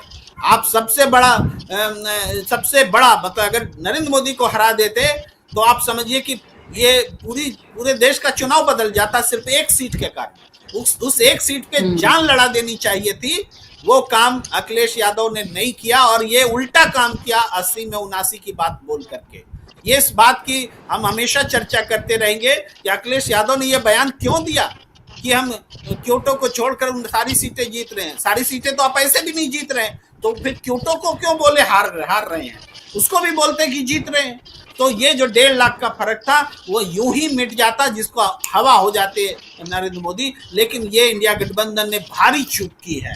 अब ये क्यों नहीं हुआ, कैसे नहीं हुआ, ये संरचनात्मक इंडिया गठबंधन का मामला हो सकता है। लेकिन बनारस को ने बाई दे दिया, एक तरह से नरेंद्र मोदी को जीतने का अवसर दे दिया। हम ये कहेंगे हाफ आधे मन से जो बोलते हैं, आधे मन से प्रयास किया, इसीलिए जीत नहीं मिली। ये बनारस के कारण के बारे में मैं बोल रहा हूँ। इसके बाद इसके अलावा बनारस में एडमिनिस्ट्रेशन ने भी रोल निभाया। अब ये समझिए, उसकी बात तो सामने आने नहीं दी जा रही है। जिस सीट पर नरेंद्र मोदी लगातार शुरुआती दौर में ही 3 घंटे तक पीछे रहे, वो मेकअप कैसे हुआ, इसको किसी ने नजर रखी? चुनाव आयोग ने इस बार राउंड टू राउंड फिगर हम लोगों को देखने नहीं दिया, आम जनता को, जैसे हर बार हम पिछले चुनाव में देखा करते थे कि फर्स्ट राउंड में किसको कितना, सेकंड राउंड में किसको कितना। ये नहीं दिया हमें देखने के लिए। ये बहुत बड़ी खामी है, इस पर कोई सवाल नहीं उठे हैं। तो ये भी है, वहां भी फेवर हुआ है। इसके अलावा हम ये देख रहे हैं जो आपने 1.25 करोड़ के 1 करोड़ से ज्यादा वोटों की, वो भी 3 राउंड के बाद की वो गणना थी मेरे ख्याल से। 3 या 4 मैं भूल रहा हूँ, 3 राउंड की गणना थी। तो उसमें थोड़ा सा विश्लेषण लीजिए। वो ये कि इस बार नरेंद्र मोदी जी की पार्टी बीजेपी को पिछले बार के मुकाबले 0.74% वोट घटा और सीटें घट गई 63। समझ रहे हैं? इंडिया कांग्रेस को 1.74% वोट बढ़ा और सीटें बढ़ गई 52 से 99, लगभग दुगना। तो 0.74 घटता है तो 63 सीटें बीजेपी की घटती है। 1.74 बढ़ता है तो कांग्रेस की सीटें लगभग दुगनी हो जाती हैं। अब देखिए वो 1 करोड़ वोट का खेला। 1 करोड़ कितना परसेंटेज हुआ? लगभग 65 करोड़ का। 1 करोड़ 65 करोड़ का मतलब एक तरह से परसेंटेज निकालना पड़ेगा, लेकिन 1% से तो ज्यादा ही हुआ ना। 100 करोड़ का 1% होगा 1 करोड़ 65, लगभग 1.35 या 1.5% के करीब वोट हो गया ये। अब 1.5% वोट अगर आपने अतिरिक्त डलवा लिया, इसका मतलब ये है कि जो आपको सीटें आ रही हैं वो 1/3 रहती, सफाया हो जाता बीजेपी का। इस वोट ने उनको महाराष्ट्र में बचाया, आप महाराष्ट्र का देख लीजिए। इस वोट ने आपको असम में बचाया, उड़ीसा में मजबूत किया, बिहार में बचाया। ये सारे प्रदेश थे उस दौर के।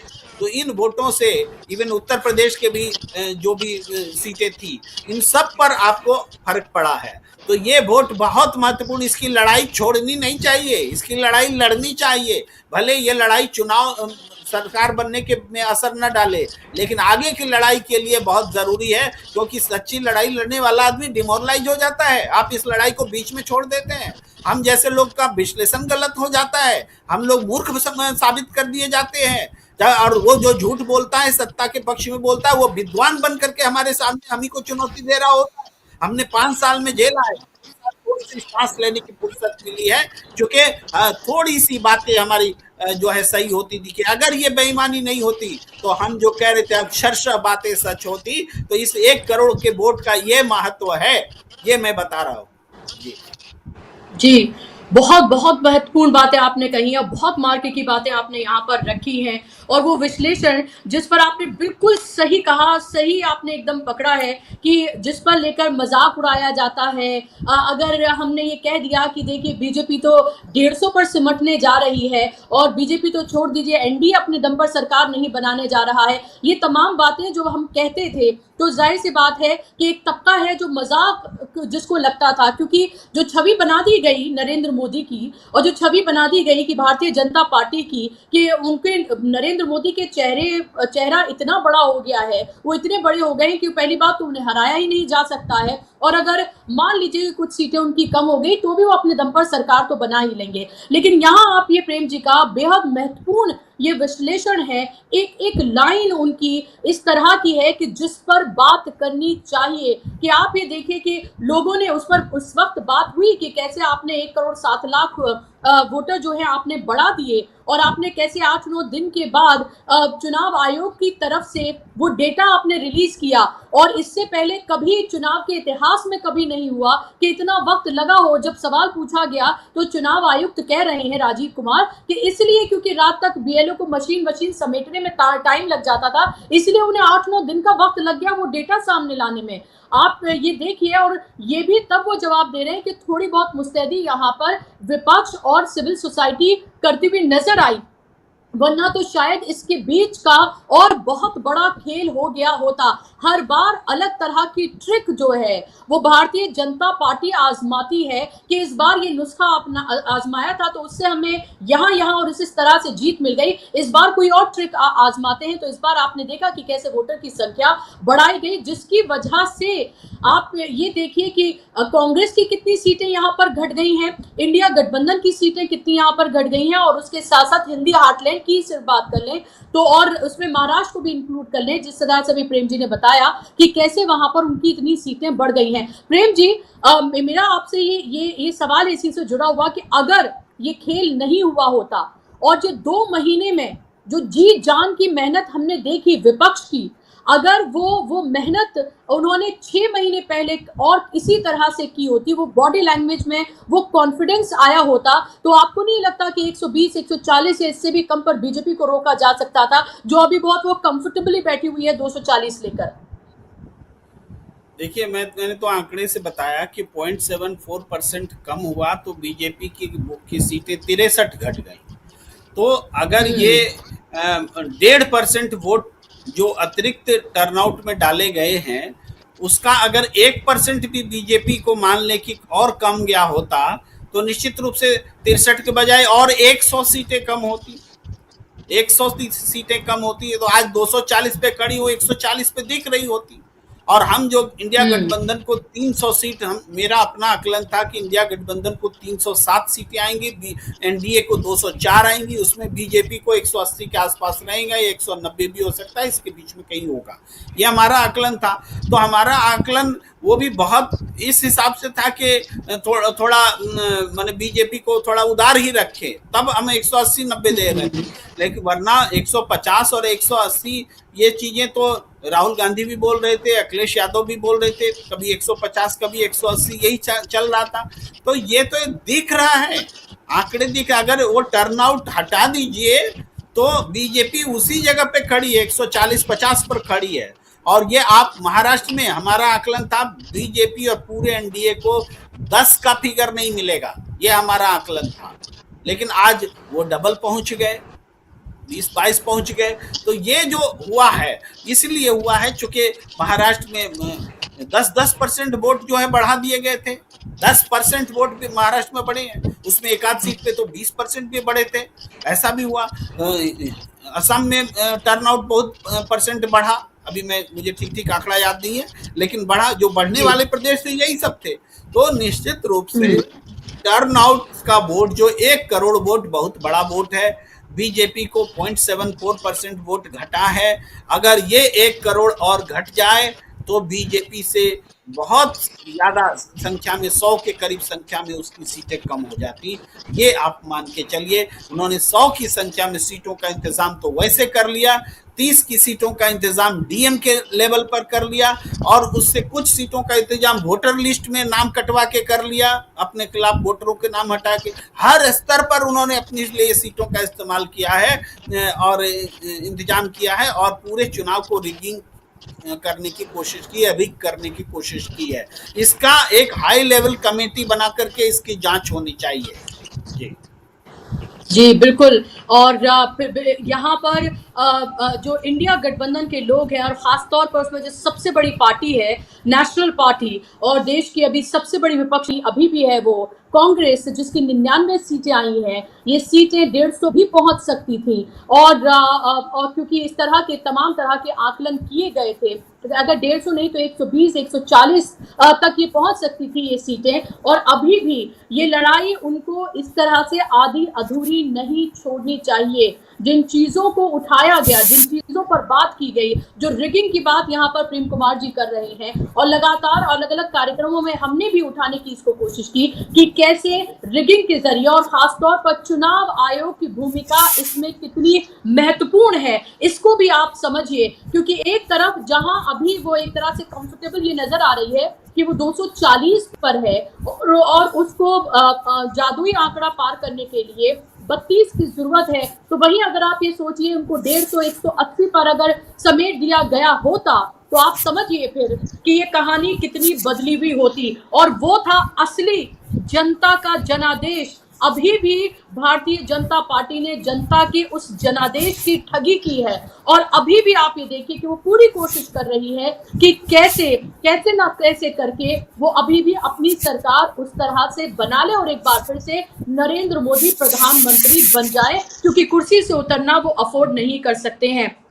अमलेंदु जी, बहुत महत्वपूर्ण बातें और बेहद महत्वपूर्ण इश्यूज जो हैं वो यहाँ पर प्रेम कुमार जी ने उठाए हैं कि अगर वैसा हुआ होता, क्योंकि ऐसा हुआ होता वैसा हुआ होता, इसकी भी समीक्षा करना, क्योंकि चुनाव खत्म हो गया है, सरकार अभी बनी नहीं है, और अगर तमाम तरह की पॉसिबिलिटीज के दरवाजे पूरी तरीके से अभी खुले हुए हैं कि अभी भी कुछ भी हो सकता है, और उसमें सबसे महत्वपूर्ण भूमिका नीतीश कुमार की अभी भी है। नीतीश कुमार की तब भी थी जब नीतीश कुमार ने इंडिया गठबंधन के वो संयोजक बने थे, और उन्होंने तमाम दलों को एक साथ लाने का काम एक तरह से किया था, और अभी भी वो सबसे महत्वपूर्ण भूमिका में नजर आ रहे हैं। लेकिन वो तमाम समीक्षाएं करना बेहद जरूरी है, जो अभी हम यहाँ पर कर रहे हैं कि क्या क्या किया गया है, जिसकी बिना पर अभी 240 पर आई है भारतीय जनता पार्टी। अगर वाकई में ये फ्री एंड फेयर इलेक्शन होता तो 150 पर और 180 पर सिमटी होती भारतीय जनता पार्टी। ये बहुत महत्वपूर्ण बात है।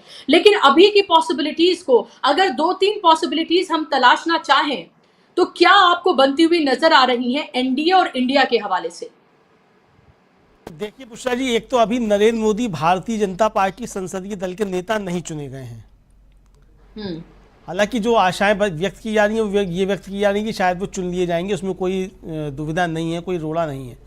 लेकिन जिस तरीके की आवाज़ें भारतीय जनता पार्टी के अंदर उठना शुरू हो गई हैं, और नीतीश कुमार और चंद्रबाबू नायडू के जो रुख सामने आ रहे हैं, उसके बाद अब ये शंकाएं बढ़ गई हैं कि क्या नरेंद्र मोदी कल जो भारतीय जनता पार्टी के संसदीय दल की बैठक होने जा रही है उसमें संसदीय दल के नेता चुन भी पाएंगे। ये भी अब उठना शुरू हो गई हैं, चूँकि सब कुछ देखिए। अभी जो भारतीय जनता पार्टी ने क्या चालाकी चली, मतलब जैसे ही मालूम पड़ा कि इंडिया गठबंधन की शाम को 6 बजे बैठक हो रही है कल, उससे पहले तुरंत उन्होंने आनंद फानंद में इन एनडीए के नेताओं को 4 बजे बुला लिया, और फिर वो एक पत्र जारी करा लिया 10 लोगों से कि भाई हम इनको जो है एनडीए का नेता चुनते हैं। पहली बात तो ये है बुशरा जी कि एनडीए में सिर्फ 10 दल नहीं है, वो हारे हों या जीते हों, दल जो है वो 38 थे, जो पहले बताए गए थे। अशोका होटल में जो बैठक हुई थी उसमें दिखाया गया था, उसमें 38 थे, जबकि उस समय उसमें नीतीश कुमार का दल शामिल नहीं था, तो यानी 39 हो गए, और टीडीपी भी उसमें नहीं थी, तो ये 40 हो गए। तो 40 दल होने चाहिए, तो 40 में से 10 आपने दिखाए उसमें, और 30 जो है वो गायब रहे। तो पहले उन 30 दलों का आपके पास समर्थन कहाँ है वो दिखाइए। जो खबरें आ रही हैं वो खबरें ये आ रही हैं कि संजय निषाद की पार्टी उत्तर प्रदेश की और ओम प्रकाश राजभर, उन्होंने खुले तौर पे नाराजगी व्यक्त की है कि उनको उस बैठक में नहीं बुलाया गया। रामदास अठावले जो है उनका कोई सांसद नहीं है, लेकिन वो मंत्री पद मांग रहे हैं, कि हम एनडीए के सदस्य हैं, उन्होंने प्रचार किया, उत्तर प्रदेश तक में आकर के उन्होंने प्रचार किया। तो ये जिस तरीके की चीज़ें उठ रही हैं, अब जिस तरीके से चिराग पासवान जो हनुमान बने हुए थे नरेंद्र मोदी के, उसी तरीके से हनुमान बने हुए थे रामदास अठावले पूरे 5 साल तक, 10 साल तक बल्कि कहा जाए तो रामदास अठावले जो हनुमान बने हुए थे उन तो वो हनुमान तो मांगेंगे ना अपना हिस्सा, कि तो हमको हमारा हिस्सा, तो मांग रहे हैं, सांसद उनका नहीं है तो क्या हुआ, आप दीजिए उनका हिस्सा, उनको दीजिए। तो अब ये भारतीय जनता पार्टी के सामने बहुत सारी दिक्कतें हैं। तो अभी जो मुझे लगता है नरेंद्र मोदी जो संघर्ष कर रहे हैं, अभी वो नरेंद्र मोदी पहले भारतीय जनता पार्टी का संसदीय दल का नेता चुने जाने के लिए संघर्ष कर रहे हैं, क्योंकि जब तक भारतीय जनता पार्टी के संसदीय दल का नेता वो नहीं चुने जाते हैं और बाकी जो उनको सहयोग दे रहे हैं दल, वो अपने अपने संसदीय दल का नेता नहीं चुनते हैं, और उन संसदीय दलों के नेताओं के समर्थन का पत्र चाहिए होगा नरेंद्र मोदी को जब राष्ट्रपति के पास जाएंगे वो दावा पेश करने के लिए। इसीलिए बुशरा जी शपथ ग्रहण का जो कार्यक्रम पहले 8 जून बताया जा रहा था वो टला है, चूंकि वो संसदीय दलों के नेताओं के पत्र नहीं हैं नरेंद्र मोदी के पास। ना टीडीपी के संसदीय दल के नेता का पत्र है, ना जनता दल यू के संसदीय दल के नेता का पत्र है, और ना शिवसेना एकनाथ शिंदे वाली जो है उसके संसदीय दल के नेताओं का है। खबरें जो आ रही हैं वो खबरें ये आ रही हैं कि उद्धव ठाकरे सक्रिय हो गए हैं और एकनाथ शिंदे भी घर वापसी करने के लिए तैयार हैं। उद्धव ठाकरे अगर एकनाथ शिंदे को माफ कर दें तो वो तैयार हैं। और आपको याद होगा कि जो उद्धव ठाकरे ने जब महाराष्ट्र के मुख्यमंत्री पद से इस्तीफा दिया था तो उन्होंने यही कहा था कि तुम मुझसे एक बार आकर के कहते, मैं तुमको ऐसे ही मुख्यमंत्री बना देता। तो अब जो हश्र देखा है भारतीय जनता पार्टी का महाराष्ट्र में एकनाथ शिंदे ने, और चुनाव होना है अभी थोड़े ही समय में, तो क्या एकनाथ शिंदे ये चाहेंगे कि वो भारतीय जनता पार्टी के साथ रहकर के अपनी दुर्गति करवाएं? तो ये अब जो उथल पुथल शुरू होनी है, ये भारतीय जनता पार्टी की जो और सहयोगी हैं उनके यहाँ भी शुरू होनी है, और ये संकट अब भारतीय जनता पार्टी के अंदर शुरू हो गया। तो नरेंद्र मोदी ने जो कहा जाए स्मार्ट मूव जो चला वो ये चला कि एनडीए के कुछ नेताओं को बुला करके वो एक पत्र था वो जारी कराया कि हमने इनको एनडीए का नेता चुन दिया है। उस पत्र का राष्ट्रपति के सामने कोई महत्व नहीं है, चूंकि वो आप बाहर बुला करके कुछ भी आप प्राइवेट कंपनी बना लीजिए, उस कंपनी का राष्ट्रपति के सामने क्या महत्व है? राष्ट्रपति के सामने महत्व ये होगा कि आपके पास कितने सांसदों का समर्थन है और कितने दलों के संसदीय दल के नेताओं ने आपको वो समर्थन पत्र सौंपा है जो उन दलों के संसदीय दलों में पास हुआ वो प्रस्ताव, वो आपके पास अभी तक नहीं है। तो वो मिलता है कि नहीं मिलता है? तो ये इसलिए किया गया पहले मूव, ताकि भारतीय जनता पार्टी के संसदीय दल में नरेंद्र मोदी के खिलाफ कोई आवाज़ ना उठें। और जो बताया जा रहा है, जो चर्चाएं चल रही हैं कि आरएसएस जो है वो नरेंद्र मोदी को हटाना चाहता है और उसने अंदर से तैयारियां शुरू कर दी हैं, तो उससे आरएसएस से किस तरीके से निपटा जाए, इसके लिए पहले ये मूव कर लिया गया ताकि वहाँ कोई दिक्कतें ना आए, ये बताया जा सके कि हमारे पास दूसरे दलों का समर्थन है, किसी और के नाम पर यह समर्थन नहीं होगा। तो ये चालाकी चलेगी। तो अभी जो संकट है नरेंद्र मोदी के सामने, वो पहले भारतीय जनता पार्टी का संसदीय दल का नेता चुने जाने का संकट है। दूसरा संकट ये है कि जिन दलों से कहा गया, बताया गया कि उन्होंने समर्थन कर दिया है, उन्होंने जो अपनी मांगें रखी हैं, उन मांगों को आप किस तरीके से पूरा करते हैं और कितना आप उनके सामने झुकने के लिए तैयार होते हैं। पूरे 10 साल नरेंद्र मोदी ने जो केंद्र में सरकार चलाई है और जिस तरीके से गुजरात के वो मुख्यमंत्री रहे, नरेंद्र मोदी को किसी भी गठबंधन की सरकार चलाने का या गठबंधन के सहयोगियों के आगे किस तरीके से झुकना पड़ता है, ये अनुभव नहीं रहा है। वो जो छाती ठोक करके कह रहे थे कि 56 इंच की छाती है, ये उत्तर प्रदेश में आजमगढ़ में ही आकर के उन्होंने कहा था 56 इंच की छाती है 2014 में, और संसद में खड़े होकर जिस तरीके से छाती ठोक ठोक के कह रहे थे एक अकेला सब पर भारी है। तो अब नरेंद्र मोदी को ये साबित करना है कि आपकी 56 इंच की छाती और एक अकेला सब पे भारी है, वो किस तरीके से नीतीश कुमार, चंद्रबाबू नायडू के आगे आप गिड़गिड़ा रहे हैं। तो नरेंद्र मोदी अगर की बात आ रही है, मैं अगर की बात पे आता हूं, जो संजय राउत ने कहा, अगर आप मान लीजिए बन भी जाते हैं और चला भी लेते हैं, तो आपको रोज इन दो नेताओं के सामने गिड़गिड़ाना पड़ेगा जिनको आप ईडी और सीबीआई भेज करके धमकवा रहे थे।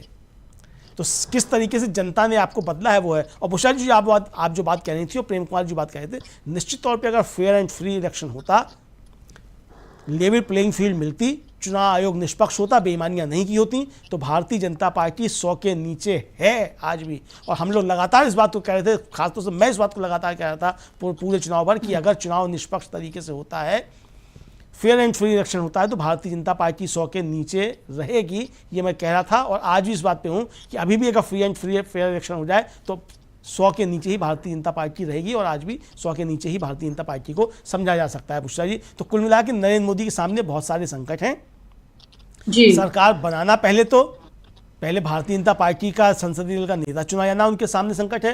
चुन लिए जाते हैं, उसके बाद फिर अन्य दलों का समर्थन लेना संकट है, उनमें से कितने दल साथ में रहते हैं। और अगर मान लीजिए हो भी जाता है, मुझे लगता है कि उनके साथ एक और काम हो सकता है बुशरा जी, जो मैंने कल भी अपने इस कार्यक्रम में बात कही थी जब हम लोग ब्रेकिंग कर रहे थे, कि हो सकता है कि नरेंद्र मोदी से अपने पूरे पुराने हिसाब किताब चुकता करने के लिए नीतीश कुमार और चंद्रबाबू नायडू दोनों के बीच कोई सहमति हो गई हो कि पहले इनको शपथ दिलवा के पहले प्रधानमंत्री बनवाओ, और उसके बाद जब बहुमत साबित करने का नंबर आए तो इनकी सरकार गिरा दो, इनको येदियुरप्पा बना दो, जो कर्नाटक में येदियुरप्पा बने थे। तो इनसे सारे हिसाब किताब चुकता कर ली जाएंगे। वो परिस्थिति नरेंद्र मोदी के सामने बहुत गंभीर होगी। क्या नरेंद्र मोदी इसकी कोई तैयारी कर चुके हैं इससे बचने की? क्या नरेंद्र मोदी चंद्रबाबू नायडू और नीतीश कुमार पे जो इतना भरोसा कर सकते हैं कि ये लोग ये खेल नहीं करेंगे? तो बहुत सी चीजें बुशरा जी आने वाले समय में स्पष्ट हो जाएंगी। बिल्कुल, क्योंकि फ्लोर टेस्ट तो होना है। भले ही आप वो लेटर दे दें राष्ट्रपति को, और फिर वो लेटर आप उनको दे दें कि भाई हमारे पास इतने इतने सांसदों का, इन दलों का हमारे पास समर्थन हासिल है और हम सरकार बनाने जा रहे हैं, लेकिन आपको आप शपथ ग्रहण भी करवा लें, लेकिन आपको फ्लोर टेस्ट तो करना होगा ना। फ्लोर टेस्ट की आपको एक म्याद दी जाती है, उस म्याद में आपको फ्लोर टेस्ट कराना होगा। क्या उस फ्लोर टेस्ट में खेल हो सकता है? ये एक बहुत महत्वपूर्ण सवाल है जिसकी तरफ अमलेंदु जी ने अभी इशारा किया है। इस पर हम बात करेंगे, लेकिन उससे पहले आरजेडी नेता माफ कीजिएगा मनोज झा ने क्या कुछ कहा है। बहुत महत्वपूर्ण बातें उन्होंने टीडीपी को लेकर कही है, चंद्रबाबू नायडू को लेकर और नीतीश कुमार को लेकर भी कही है, और मोदी को लेकर भी उन्होंने कही है। सुनिए आप उनकी इस बाइट को। आया कि फिलहाल इंडिया ब्लॉक जो है वो विपक्ष में ही बैठेगा। तो उनके नेताओं ने कहा, मल्लिकार्जुन खड़गे साहब ने कहा कि नंबर अभी हमारे फेवर में नहीं है, हम विपक्ष। देखिए, कल बैठक हुई, पूरी समीक्षा भी हुई, आगे का प्रारूप हुआ, लेकिन आप लोकसभा की तस्वीर जो इस बार देखेंगे ना, आधी आधी दिखेगी, लगभग आधी आधी। अब वो अहंकार और गुरूर नहीं चलेगा, अब वो मंत्रियों का चिल्लाना नहीं चलेगा। मैं बार बार दोहरा रहा हूं, चंद्रबाबू जी या नीतीश बाबू आपके साथ है, लेकिन उन दोनों की अपनी एक पृष्ठभूमि है, और वो पृष्ठभूमि उनको मोदी तेरे सुबह की जय, मोदी तेरे शाम की जय, ये कहने की इजाजत नहीं देती है, और ये लोकतंत्र के लिए सुखद कभी था भी नहीं। सर, लेकिन शिवसेना की अब नीतीश कुमार और चंद्रबाबू नायडू दोनों हमारे दोस्त हैं और वही तय करेंगे कि लोकतंत्र को बचाने में उनकी क्या दोस्त तो हैं ही। 19 का चुनाव तो हम साथ में लड़े थे। खुद चंद्रबाबू जी से हम लोगों के बहुत इंटरेक्शन हुए, उस समय की भी सारी चीजें हैं पब्लिक डोमेन में। नीतीश जी के साथ तो हम रहे, हाल तक रहे, जनवरी के महीने तक रहे। मैं इसलिए कहता हूं कि अभी वैचारिक राजनीतिक रूप से खास तौर पे हम विलग भले हों, लेकिन सच्चाई ये है कि इन दोनों की राजनीति में कुछ नॉन निगोशिएबल है।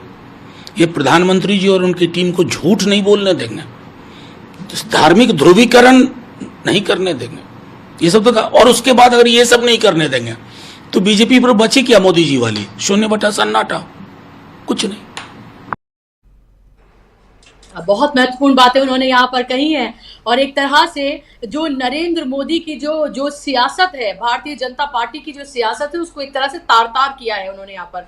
उन्होंने कहा है कि जेडीयू नीतीश कुमार और चंद्रबाबू नायडू की अपनी सियासत है, वो मोदी की जय सुबह, मोदी की जय शाम जो है वो नहीं करेंगे, वो मंत्रियों का चीखना चिल्लाना नहीं होगा। आपने देखा होगा जब मंत्रियों के चीखने चिल्लाने की वो बात कर रहे हैं, उसमें नाम आता है स्मृति ईरानी का। स्मृति ईरानी किस तरह से चीखी चिल्लाई थी, सोनिया गांधी जवाब दो, कैसे उन्होंने वहां पर अपनी छाती पीटी थी, वो सब आपने देखा था। किस तरह से इल्जाम उन्होंने लगाए थे राहुल गांधी के ऊपर, वो भी हमने देखा था। और वो किस तरीके से जिस किशोरी लाल को वो पियोन बोल रही थी, चपरासी बोल रही थी, वो ये इस तमाम तरह के बातें वो उनके साथ कर रही थी, उन्हीं ने उन्हें 1,67,000 से ज्यादा से हरा दिया। ये वो एग्जाम्पल्स हैं। और यहाँ पर उन्होंने कई महत्वपूर्ण बातें कही है कि जो सांप्रदायिक सियासत जो लगातार भारतीय जनता पार्टी ने की, जो हिंदू मुस्लिम की वो सियासत करते हैं, और जिस तरह की हार्ड हिंदुत्व की जो उनकी सियासत है, वो इन दोनों के रहते हुए तो वो नहीं कर पाएंगे। और अगर ऐसा नहीं कर पाएंगे तो फिर बीजेपी बची ही क्या, फिर नरेंद्र मोदी बचे ही क्या। नरेंद्र मोदी को किस लिए चुना गया, नरेंद्र मोदी को 2 बार किस लिए लोगों ने चुनकर भेजा, और किस बिना पर वो आए, उनका तो बेस ही यही है। और वही बेस उनका पूरे तरीके से ना सिर्फ हिला है, बल्कि इस तरह से बिखर कर शीरा हो गया है कि अब उनको समझ समझ नहीं आ रहा है कि आगे वो अपनी सियासत करेंगे तो करेंगे कैसे, क्योंकि असल मुद्दों की सियासत तो उनको करनी नहीं आती। उनको ये पता नहीं है कि बेरोजगारी किस तरह से दूर करनी है, उनको ये आता नहीं है कि महंगाई किस तरह से दूर करनी है, उनको ये आता नहीं है कि किसानों के मुद्दे किस तरह से हल करने हैं, उनको ये आता नहीं है कि देश की जो अर्थव्यवस्था पूरी तरीके से चरमराई हुई है उसको कैसे पटरी पर वापस लेकर आएंगे। उन्होंने तो अपना एक ऐसा बबल तैयार किया था जिसमें वो हिंदू हृदय सम्राट थे, वो बायोलॉजिकली बॉर्न नहीं थे, वो किस तरह से विष्णु के अवतार थे और ना जाने क्या क्या थे, वो तो विश्व गुरु थे। अब तो वो तमाम जो उनकी इमेज है वो भरभरा कर गिर गई है, सिकुड़ गया है, इतना सा हो गया है उनका सीना 56 इंच का। और एक अकेला तो छोड़ दीजिए, वो तो अब झुंड में साथ आ रहे हैं और झुंड में सरकार बनाना भी उनके लिए अब मुश्किल हो रहा है। और यही वजह है कि 10 साल के बाद विपक्ष के नेताओं के पास मौका आया है। यही बार बार नरेंद्र मोदी को और भारतीय जनता पार्टी को चेताया जा रहा था कि विपक्ष का मजबूत रहना, विपक्ष की आवाज का मजबूत रहना कितना महत्वपूर्ण है। लेकिन उनको तो ये लग रहा था कि वो अजय हो चले हैं और वो लोगों को बेवकूफ बनाकर बार बार उनके वोटों की ठगी करेंगे। लेकिन इस बार जनता ने उन्हें सिरे से नकार दिया है, उनकी सियासत को सिरे से नकार दिया है। उनकी कही गई हर बात को उन्होंने झूठ और जुमला ही समझा और इसीलिए उनकी कही किसी बात पर यकीन नहीं किया है। और इसी की समीक्षा हम इसलिए कर रहे हैं क्योंकि 240 आपको हो सकता है कंफर्टेबल नंबर नजर आ रहे हो, लेकिन इसमें आप ये देखिए कि ना तो कोई लेवल प्लेइंग फील्ड था और उसके बाद जो धांधलियां की गई हैं, जो रिगिंग की गई है, वो भी आप समझिए। अभी प्रेम कुमार जी कह रहे थे कि 0.47% परसेंटेज जो है voting percentage Bharatiya Janata party का कम हुआ है, तो 63 सीटें खो गए, लेकिन 65 करोड़ लोगों ने वोट किया है। और वहीं आप ये देखिए कि 1,07,00,000 से ज्यादा जो वोटर्स बढ़ाए गए हैं, महाराष्ट्र में 10% और कहीं कहीं 20% तक बढ़ाए गए हैं। अगर वो रिगिंग नहीं की गई होती तो 150 पर सिमटी होती भारतीय जनता पार्टी। और वही असली जनादेश था, वही जनादेश था जो जनता ने कैद किया था ईवीएम में, जिसके साथ ये धोखा किया गया है और इसकी बात करना बार बार बेहद जरूरी है। लेकिन अभी का जो पूरा सिनेरियो है जहां पर ये लग रहा है कि सरकार बनाने जा रही है एनडीए, लेकिन इस सरकार बनाने जा रही है और क्या बनेगी इसके पीछे का भी बहुत सारा खेल होना बाकी है। अमलेंदु जी, वो खेल किस किस तरह से हो सकता है और उस खेल के सबसे बड़े खिलाड़ी आपको फिलहाल कौन नजर आ रहे हैं? मीटिंग्स पे मीटिंग्स चल रही है, चंद चेहरे जो है भारतीय जनता पार्टी ने चुने हैं जो बात करेंगे, और उन चंद में नरेंद्र मोदी तो बिल्कुल नहीं है, क्योंकि आपको पता है उनके साथ तो टेबल पे आमने सामने बैठकर बात हो नहीं सकती है। तो जो चाणक्य माने जाते थे वो चाणक्य तो पूरी तरीके से फेल नजर आए हैं। तो अब वो उनको चाणक्य तो बिल्कुल नहीं कहा जाना चाहिए। वो चाणक्य भी आपको पता है मीडिया का गढ़ा हुआ वो शब्द था। वो अगर आप धोखाधड़ी को चाणक्यबाजी कहने लगे तो ये भी एक बड़ा सवाल है। लेकिन फिलहाल की स्थिति किधर जाती हुई आप देख रहे हैं। इंडिया की पॉसिबिलिटीज, इंडिया की कितनी पॉसिबिलिटीज, कितनी प्रोबेबिलिटीज आप बनते हुए देख रहे हैं, और आज और कल का दिन कितना महत्वपूर्ण।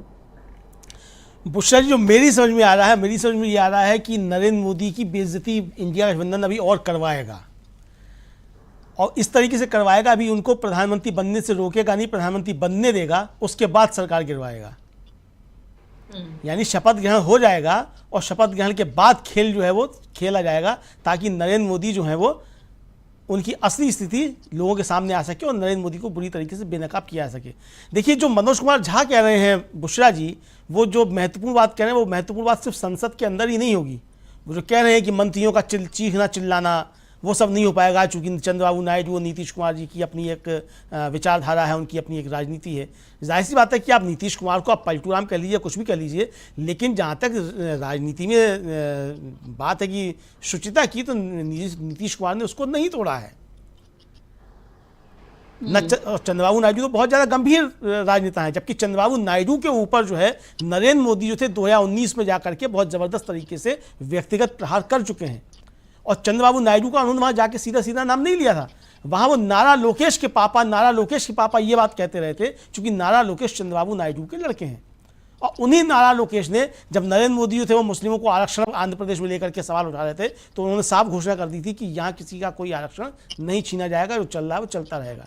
यानी कि जो मुसलमानों को आरक्षण आंध्र प्रदेश में मिल रहा है वो चंद्रबाबू नायडू की सरकार देती रहेगी। यानी कि नरेंद्र मोदी की पार्टी, भारतीय जनता पार्टी, जो वहाँ सरकार में शामिल है चंद्रबाबू नायडू के साथ, वो आंध्र प्रदेश में मुसलमानों को आरक्षण देती रहेगी। इससे ज़्यादा बेइज्जती नरेंद्र मोदी की कुछ नहीं हो सकती, जिसको आप आधार बना करके आप पूरा चुनाव लड़े, आपको जो है उस सरकार में रह करके वो कार्यक्रम जारी रखना पड़ेगा जिसको आपने आधार बनाया था।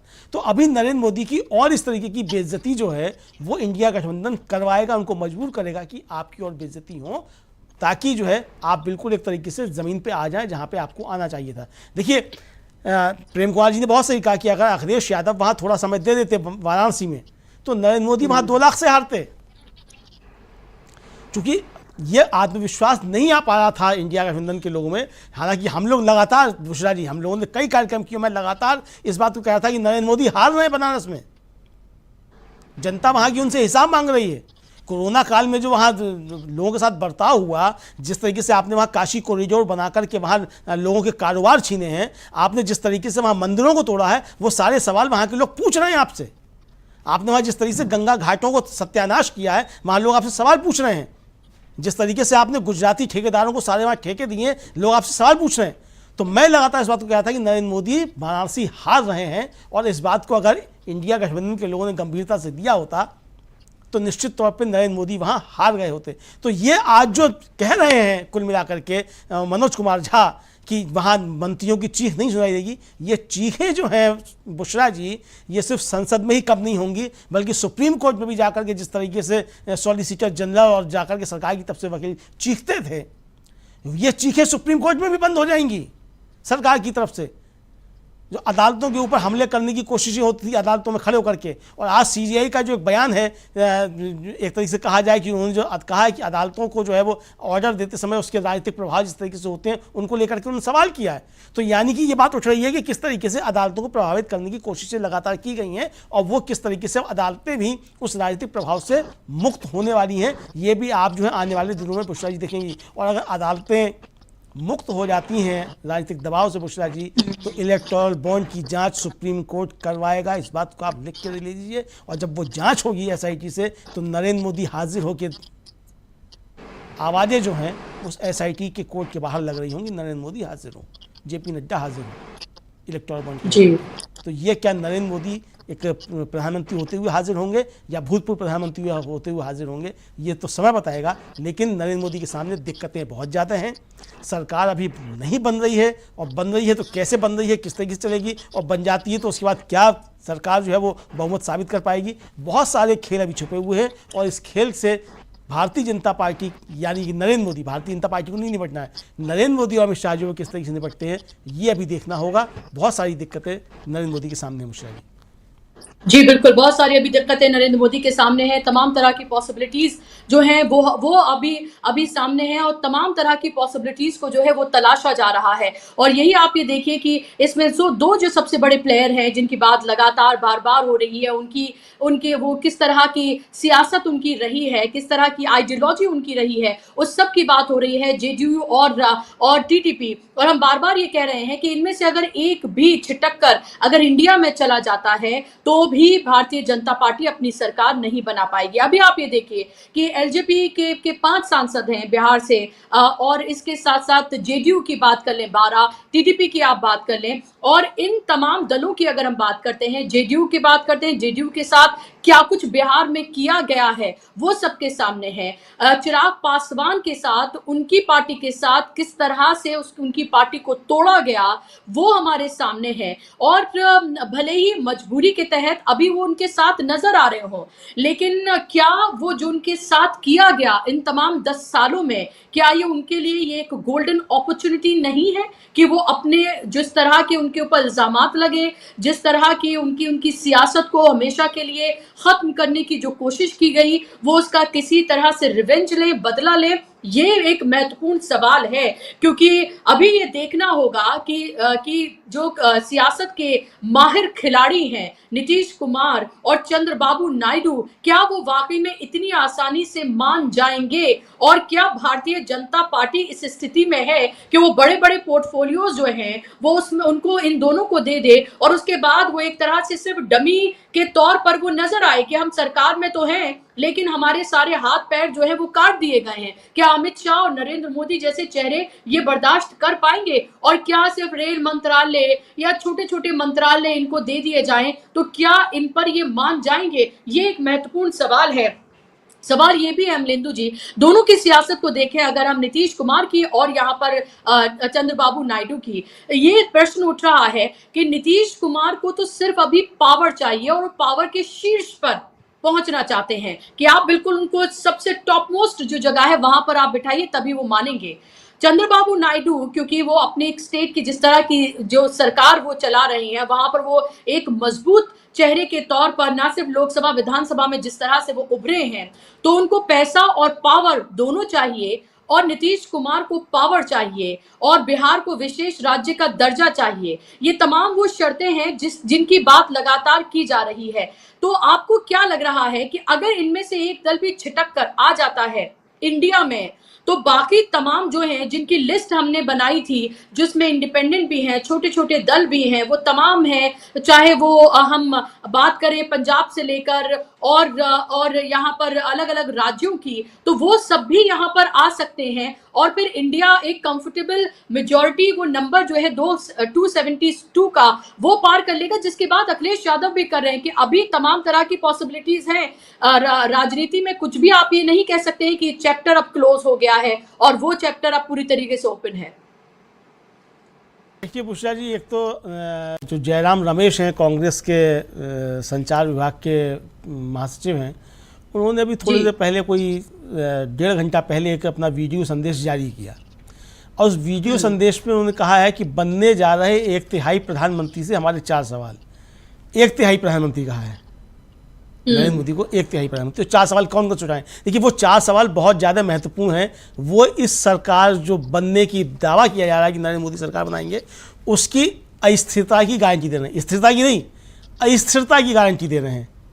क्या है पहला सवाल कि 30 अप्रैल 2014 को पवित्र नगरी तिरुपति में आपने आंध्र प्रदेश को विशेष दर्जा देने का वादा किया था, क्या यह वादा अब पूरा होगा?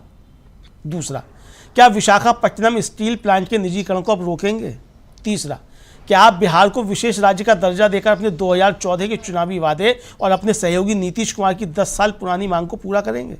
और चौथा, क्या आप बिहार के जैसा ही पूरे देश में जाति जनगणना करवाने का वादा करते हैं? ये 4 सवाल जो उठाए गए हैं कांग्रेस की तरफ से बुशरा जी, ये 4 सवाल नरेंद्र मोदी की संभावित सरकार जो है उसको अस्थिर करने के लिए, या बनने वाली सरकार जो है बनने से पहले ही उसकी भ्रूण हत्या करने के लिए ये 4 सवाल उठाए गए हैं। ये 4 सवाल क्या हैं? जिनमें से 2 सवाल आंध्र प्रदेश से जुड़े हुए हैं यानी टीडीपी से जुड़े हुए हैं, और 2 सवाल बिहार से जुड़े हुए हैं यानी नीतीश कुमार से जुड़े हुए हैं, जनता दल से जुड़े हुए हैं। 2 सवाल कि आपने तिरुपति में कहा था कि आंध्र प्रदेश को विशेष दर्जा देंगे, क्या आप वो दर्जा देंगे? जो कि आपकी क्षमता नहीं है कि आप दे पाएँ, क्योंकि आपको सरकार चलाने के लिए आपकी जो पिछली नीतियाँ रही हैं उसके लिए आपको सरकार चलाने के लिए रिजर्व बैंक के रिजर्व में से पैसा लेना पड़ रहा है, तो आप कहाँ से जो है वो विशेष राज्य का दर्जा दे देंगे? दूसरा जो महत्वपूर्ण बात है, क्या विशाखापट्टनम स्टील प्लांट के निजीकरण को रोकेंगे?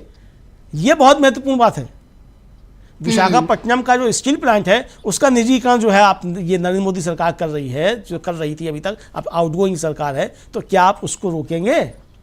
ये दोनों सवाल सीधे सीधे चंद्रबाबू नायडू को मजबूर करते हैं कि आप इस पर नरेंद्र मोदी से बात कीजिए, और नरेंद्र मोदी इस पर तैयार नहीं होंगे। दूसरा, बिहार को विशेष राज्य का दर्जा 2014 का में जो आपने वादा किया था और अभी तक आपने नहीं दिया, और नीतीश कुमार जिसकी लगातार मांग करते रहे, तो नीतीश कुमार के ऊपर भी दबाव डाल दिया कि अगर आप उधर जा रहे हैं तो पहले इस व्यक्ति से ये मांग मनवाइए जिस पे इसने व्यक्ति ने आपको लगातार जलील किया है, नीतीश कुमार जी।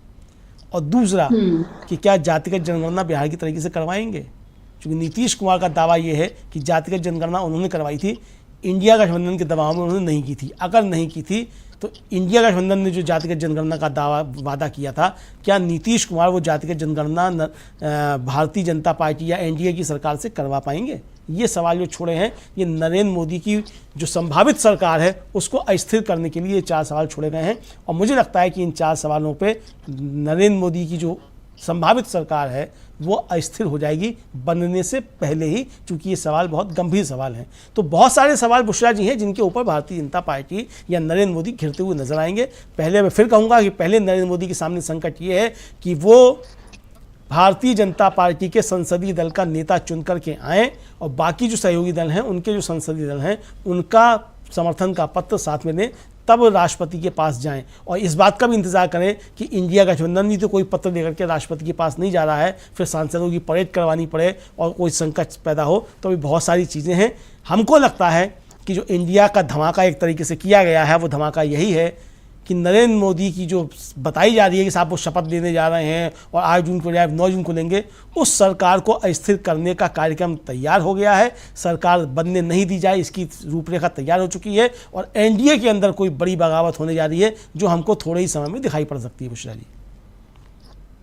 जी, और इस बीच जब शपथ की तैयारियों की बातें कही जा रही है कि उस सब के बीच किस तरह की अस्थिरता जो है वो बनती हुई नजर एक भले ही ये दिखा रहे हैं कि देखिए हमारे पास तो नंबर हमने जुटा लिए हैं और अब बनाने जा रहे हैं, शपथ ग्रहण की आप हैं, लेकिन उस के किस तरह की बात जो है वो यहाँ पर सामने आ रही है। हिंदू जी, ये भी अभी कहा जा रहा है कि दो तरह की रखी है। एक तो उन्होंने कंडीशन ये रखी, पहले बात हमें स्पीकर के आप संयोजक बनाइए और हम बाहर से सपोर्ट करेंगे। दूसरा ये कहा गया है कि आइए और 6 महत्वपूर्ण जो मंत्री पद हैं वो उन्होंने मांगे हैं। तो क्या आपको लग रहा है अगर 6 उन्हें दे देंगे तो जेडीयू भी फिर अपनी तरफ से मांगेंगे, उन्हें भी चाहिए होंगे, तो फिर क्या करेगी? फिर इसमें भी मांगे कि 2-2 सांसद है वो भी मांगेंगे, फिर किस तरह पर है? ये तो ऐसा लग रहा है कि बनने से पहले ही देखिए बुशरा जी, इसमें सबसे बड़ी बात जो आ रही है निकल करके, जो अभी तक चीज़ें आई हैं उसमें ये बात बताया जा रहा है कि गृह मंत्रालय पे दावा जनता दल यू और टीडीपी दोनों ने ठोक दिया है। यानी अमित शाह गृह मंत्री नहीं होंगे, इस बात की तैयारियां दोनों ने तय कर ली हैं, क्योंकि सारी ईडी सीबीआई और सब कुछ जो चलते थे वो अमित शाह के यहाँ से चलते थे। अमित शाह गृह मंत्री नहीं होंगे, यानी नंबर 2 की हैसियत इस सरकार में अगर बनती है सरकार तो उसमें अमित शाह की नहीं होगी, ये एक तरीके से दावा कर दिया गया है। पहली चीज़, रक्षा मंत्रालय पे टीडीपी ने दावा कर दिया, ये बताया जा रहा है। वित्त मंत्रालय पे भी टीडीपी ने दावा कर दिया है। रेल मंत्रालय पे जनता दल यू ने कर दिया है। जल शक्ति मंत्रालय पे एलजेपी और जेडीयू का दोनों का दावा है। परिवहन मंत्रालय पे शिवसेना का दावा है। नागरिक उड्डयन मंत्रालय पे एलजेपी का दावा है। ये दावे जो हो गए हैं, यानी कि सब कुछ तो है, ये ले जाएंगे। फिर जो 1-1, 2-2 दल वाले हैं वो भी अपना हिस्सा मांगेंगे। तो भारतीय जनता पार्टी के जो सांसद चुन के आए वो इस सरकार में क्या करेंगे? अमित शाह क्या करेंगे? राजनाथ सिंह क्या करेंगे? तो ये बड़ी एक तरीके से कहा जाए बहुत दुधारी तलवार पे नरेंद्र मोदी इस समय चल रहे हैं, और इस दुधारी तलवार पे कब क्या हो जाए कुछ नहीं कहा सकता है। सहयोगी जो बताए जा रहे हैं, अभी तक के जो सहयोगी हैं, उन्होंने बहुत ज़बरदस्त संकट नरेंद्र मोदी के सामने खड़े कर दिए हैं। आप देखिए कि नरेंद्र मोदी के कल जो चित्र आए हैं बुशरा जी, पहले आपने कभी देखा कि नरेंद्र मोदी एक ही यूनिफॉर्म जो है या एक ही ड्रेस में पूरे दिन भर नजर आए हों? एक दिन में 6 अगर 6 कार्यक्रम है तो 6 बार कपड़े बदले हुए नजर आए हैं। 10 सालों में पहली बार है कल का दिन कि नरेंद्र मोदी एक ही ड्रेस में जो है पूरे दिन नजर आए हैं, सुबह से लेकर के रात तक। तो आप समझ सकती हैं चीजें कितनी बदल चुकी हैं। और यही नहीं, आपने देखा होगा एक तरफ हो रहा है कि सरकार शायद प्रॉब्लम हो रही है। अगर जी आपकी तरफ से कुछ प्रॉब्लम हो रही है नेटवर्क की, आप मेरे ख्याल से दोबारा कनेक्ट कीजिए, फिर हम आगे बात जारी रखते हैं। तो बुशरा जी, मैं यही कह रहा हूं कि जो संकट नरेंद्र मोदी के सामने हुए हैं तो उसमें कपड़ा बदलने का भी समय नहीं मिल पा रहा है। पहले जो थे वो दिन में 6 कपड़े बदले जाते थे। तो ये चीज़ें किस तरह इशारा कर रही हैं? यानी कि एक तरीके से कहा जाए कि क्या से क्या हो गया देखते देखते वो परिस्थितियां नरेंद्र मोदी के सामने पैदा हो गई हैं कि क्या से क्या हो गया देखते देखते। नरेंद्र मोदी इस समय बहुत संकटग्रस्त व्यक्ति नजर आ रहे हैं। इस समय भारत की 140 करोड़ आबादी में कोई सबसे ज़्यादा संकटग्रस्त व्यक्ति है तो इस समय नरेंद्र मोदी हैं। कल को क्या होगा हम नहीं कह सकते। फिलहाल की जो परिस्थितियां हैं उसमें सबसे ज़्यादा संकटग्रस्त व्यक्ति नरेंद्र मोदी हैं। नरेंद्र मोदी के सामने कई तरीके के संकट हैं। सबसे पहला संकट फिर कहूँगा कि पहला संकट है कि आप किस तरीके से भारतीय जनता दल के संसदीय दल के नेता चुन करके आते हैं। चूँकि अगर नीतीश कुमार और जनता दल यू और टीडीपी और चंद्रबाबू नायडू की इसी तरह की चीज़ें सामने आती रहेंगी तो भारतीय जनता पार्टी के अंदर जो नरेंद्र मोदी के विरोधी लोग हैं जिन्होंने 10 साल तक नरेंद्र मोदी को झेला है वो नरेंद्र मोदी को फिर बर्दाश्त नहीं करेंगे। चूंकि उन्हें लग गया है कि अब बहुमत नहीं है, ये दो भी अगर खेल कर देंगे तो नरेंद्र मोदी को झेलने की आवश्यकता नहीं है। तो कल की जो संसदीय दल की बैठक है उसमें कोई बड़ा खेल पहले तो भारतीय जनता पार्टी के अंदर से ही हो सकता है। और मुझे लगता है कि नीतीश कुमार या चंद्रबाबू नायडू जो हैं वो इस बात का इंतजार कर रहे हैं कि नरेंद्र मोदी के सामने परिस्थितियां भारतीय जनता पार्टी के अंदर ही पैदा कर दी जाएं ताकि ये भी कोई ना कह पाए कि आप जो है वो इनके साथ छोड़कर चले जाए। फिर अपने आप मौका मिल जाए कि भाई उनके यहाँ तो खुद ही तय नहीं हो पाया तो हम इसके लिए क्या करें। आज जो चंद्रबाबू नायडू की एक बाइट आई है बुशरा जी, लोगों ने उनसे पूछा कि क्या आप इंडिया में शामिल हो रहे हैं, एनडीए छोड़ रहे हैं, तो उनका जवाब क्या था। चंद्रबाबू नायडू का जवाब था कि हमने मिलकर के चुनाव लड़ा है तो हम मिलकर के चुनाव लड़े तो इसलिए अभी एनडीए के साथ हैं। फिर उन्होंने कहा कि आप लोगों के दिमाग में ये सवाल आ कैसे रहे हैं। उन्होंने इनकार नहीं किया कि मैं इंडिया के साथ जा सकता हूं या मैं एनडीए छोड़ रहा हूं। उन्होंने कहा कि आप लोगों के दिमाग में ये सवाल आ कहां से रहे हैं, यानी कि ये सवाल हैं और चंद्रबाबू नायडू इस सवाल से इनकार नहीं कर रहे हैं कि वो एनडीए छोड़ के इंडिया के साथ जा रहे हैं। मुझे लगता है कि चंद्रबाबू नायडू और नीतीश कुमार दोनों ये इंतजार कर रहे हैं कि पहले विद्रोह भारतीय जनता पार्टी में नरेंद्र मोदी के खिलाफ हो ताकि नरेंद्र मोदी ने जो कष्ट चंद्रबाबू नायडू और नीतीश कुमार को दिए हैं वो कष्ट या फिर मौज लेकर के नीतीश कुमार चंद्रबाबू नायडू ये देखें कि भारतीय जनता पार्टी के अंदर क्या हो रहा है। तो संभावनाओं का खेल है। अगर आपको देखना हो तो इन दोनों में आपको क्या लगता है कौन सबसे पहले आ सकता है? क्या आपको लगता है कि नीतीश कुमार की पॉसिबिलिटी चंद्रबाबू नायडू से ज्यादा है? क्योंकि उन्होंने उस तरह की पोजीशनिंग भी की है। आप देखें फ्लाइट में वो ऐसे ही नहीं आए थे तेजस्वी यादव के साथ में वो ऐसे ही नहीं बैठे थे तेजस्वी यादव के साथ। अभी पता नहीं, हो सकता है कि खबरें तो ये भी थी कि राहुल गांधी से भी उनकी मुलाकात हुई है। हो सकता है इस तरह से अंदर खाने हुई हो कि मीडिया तक खबरें भी ना पहुंची हो, इसकी हम पुष्टि नहीं कर रहे हैं, लेकिन इस तरह की खबरें थी कि उनकी राहुल गांधी से भी मुलाकात उनकी हो सकती है या हुई है उनकी मुलाकात। तो क्या आपको लग रहा है कि अगर इन दोनों में, क्योंकि यही है वो दो सबसे बड़े चेहरे जो अपने पास जो सीटें जो हैं वो उनके पास हैं, तो क्या आपको लगता है कि इन दोनों में से अगर हम देखें तो चंद्रबाबू नायडू और नीतीश कुमार, तो आपको लगता है नीतीश कुमार की आने की पॉसिबिलिटीज जो हैं वो आपको क्या सबसे ज्यादा नजर आती हैं? देखिए बुशरा जी, सबसे ज़्यादा पॉसिबिलिटीज़ नीतीश कुमार की हैं और चंद्रबाबू नायडू की भी पॉसिबिलिटीज़ कम नहीं हैं। नीतीश कुमार तो इस पे आएंगे कि वो उनको इंडिया गठबंधन कर देगा घोषणा कि हमने इनको प्रधानमंत्री घोषित किया और हम इनको समर्थन दे रहे हैं इनकी पार्टी को। इस पे अगर इंडिया गठबंधन अगर ये मूव चल देता है तो चंद्रबाबू नायडू भी फिर इधर आएंगे, फिर भारतीय जनता पार्टी के साथ नहीं रहेंगे, फिर वो नीतीश कुमार के साथ आएंगे। देखिए पुष्पा जी, यहाँ 2-3 चीज़ें जो हुई हैं वो बहुत महत्वपूर्ण है और उन पर मुझे लगता है कि उसका सही से विश्लेषण करने की आवश्यकता है और लोगों को भी, हम तो उसका विश्लेषण कर ही रहे हैं। कल जिस तरीके से स्टालिन की मुलाकात हुई है चंद्रबाबू नायडू के साथ और जिस तरीके से उन्होंने ट्वीट किया, बहुत लंबे चौड़े शब्दों में व्याख्या की है उन्होंने और अपने संबंधों का हवाला दिया है, तो ये संबंधों का हवाला ऐसा ही नहीं है। 2019 के लोकसभा चुनाव से पहले यही चंद्रबाबू नायडू इस फासिस्ट नरेंद्र मोदी सरकार को हटाने के लिए लामबंदी कर रहे थे। शब्द पे ध्यान दीजिए, फासिस्ट नरेंद्र मोदी सरकार को। स्टालिन लगातार कहते रहे हैं कि फासिस्ट नरेंद्र मोदी सरकार को हटाने के लिए हमारे नेता राहुल गांधी हैं, राहुल गांधी के नेतृत्व में फासिस्ट नरेंद्र मोदी सरकार हटाई जाएगी। कॉमन मिनिमम प्रोग्राम टीडीपी और डीएमके के बीच का क्या है? फासिस्ट नरेंद्र मोदी सरकार को हटाना। और जब बैठकर के चर्चा हुई है तो चर्चा ये नहीं हुई होगी कि सांभर कैसा था और इडली बड़ा कैसा था।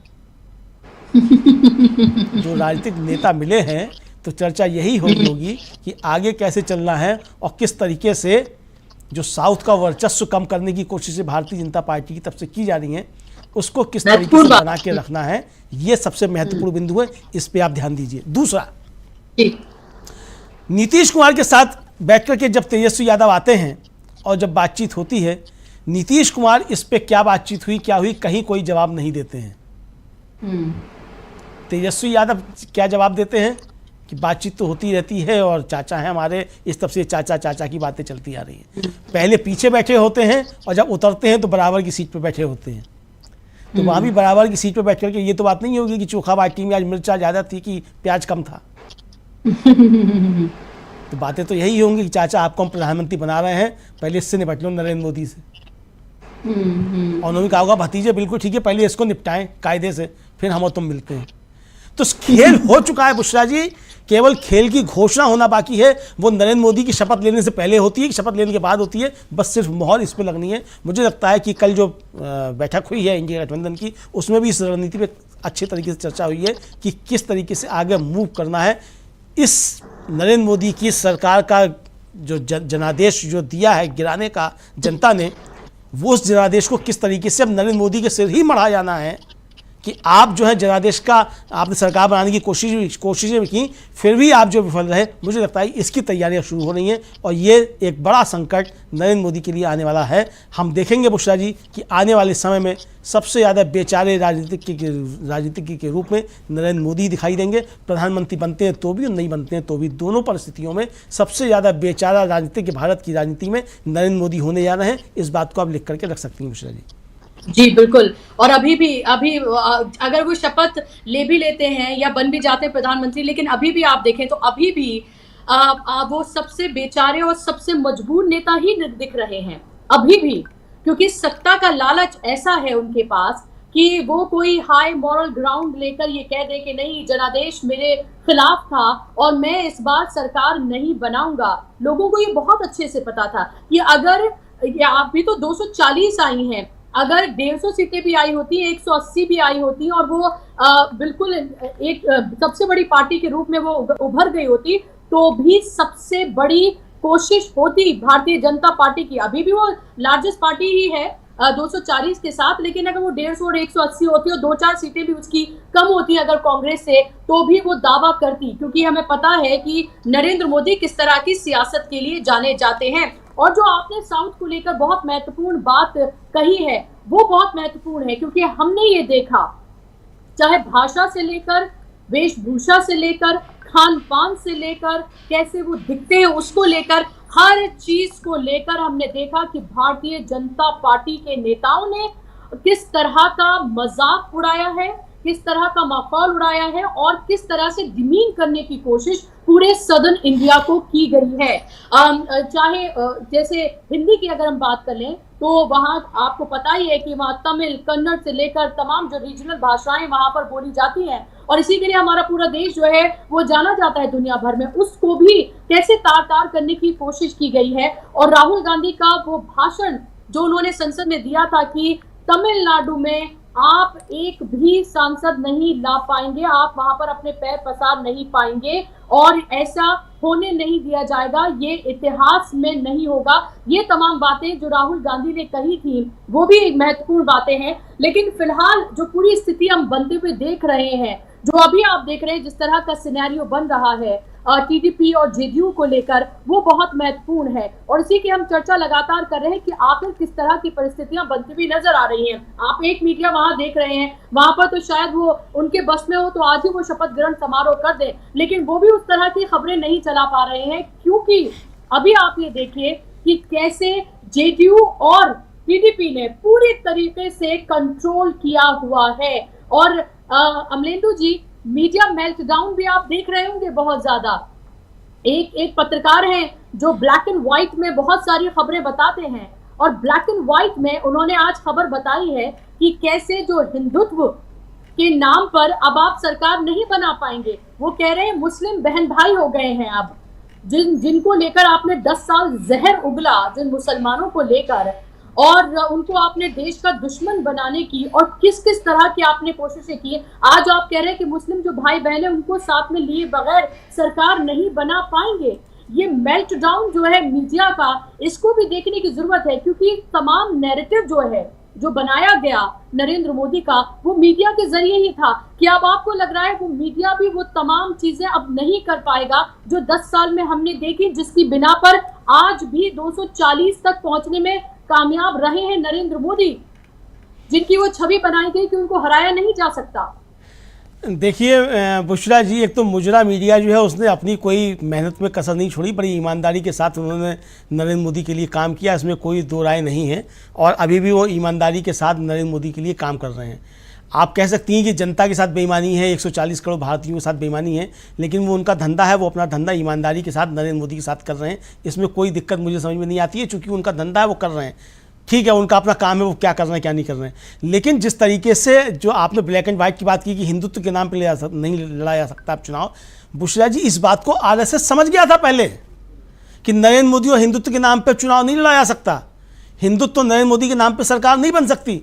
और उनका जो मुखपत्र कहा जाता है ऑर्गेनाइजर, उसने बाकायदा 6 महीने पहले लेख लिख के कह दिया था कि हम नरेंद्र मोदी और हिंदुत्व के नाम पे चुनाव नहीं लड़ाया जा सकता, सरकार नहीं बनाई जा सकती। जिस बात को आरएसएस समझ गया था, नरेंद्र मोदी जो कि स्वयंसेवक हैं, प्रधान स्वयंसेवक हैं, वो इस बात को समझने में क्यों नाकामयाब रहे। नरेंद्र मोदी क्यों बार बार लौट कर के मुजरा, मुसलमान, मंगलसूत्र इसी पे लौट लौट करके आते रहे कि भैंस छीन लेंगे। अब भैंस छीन ली ना आपकी, छीन ली ना आपकी सीटें, आप 303 से 240 पे आ गए तो छीन ली ना आपकी सीटें। तो आप जो मंगलसूत्र छिनवाने की बात कर रहे थे, छीन तो आपसे लिया गया है। तो ये कुल मिलाकर के जो नरेंद्र मोदी की जो रणनीति थी और जिस मीडिया की आपने सवाल किया, उस मीडिया का जाहिर सी बात है बुशरा जी। आप देखिए जिस दिन चुनाव के परिणाम आ रहे थे, एक जो सबसे तेज होने का दावा करता है बुशरा जी, उसका उस दिन की कितने व्यूअरशिप थी, और हमारी उस व्यूअरशिप उस दिन उससे 1.5 गुना थी कि नहीं थी। तो ये भरोसा जो पैदा हुआ दर्शकों का, ये भरोसा क्यों पैदा हुआ?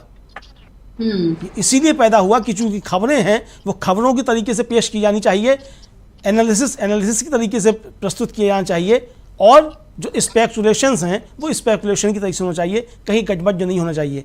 इस मुजरा मीडिया ने किया क्या है बुशरा जी कि इसने खबरों को भी जो है वो एक तरीके से वो प्रचार तरीके से किया।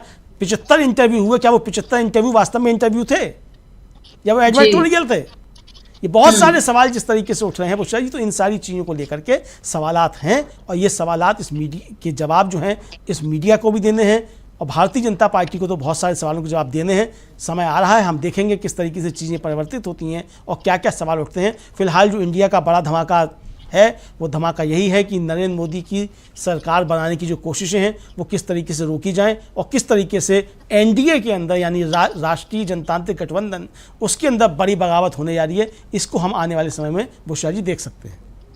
जी बिल्कुल, और वो देखेंगे, और इसीलिए पल पल जो है वो तस्वीर बदलती हुई नजर आ रही है, और पूरी जो पॉलिटिकल सिनेरियो है उसकी हर एक जो खबर आ रही है उस पर हमारी बारीकी से नजर है। ना वो खबरें हम आप तक सबसे पहले पहुंचाने का काम कर रहे हैं, बल्कि उससे जुड़ा जितना भी एनालिसिस है, विश्लेषण है, वो भी हम लगातार आप तक पहुंचा रहे हैं, और आपका भरोसा भी लगातार हम लोगों को मिल रहा है। और अभी हमारे साथ सरमित्रा जी भी जुड़ गई हैं। सरमित्रा जी, एनडीए और में किस तरह से फूट पड़ सकती है और इंडिया का किस तरह से बड़ा धमाल हो सकता है, इसकी हम चर्चा यहाँ पर कर रहे हैं। Now over to you.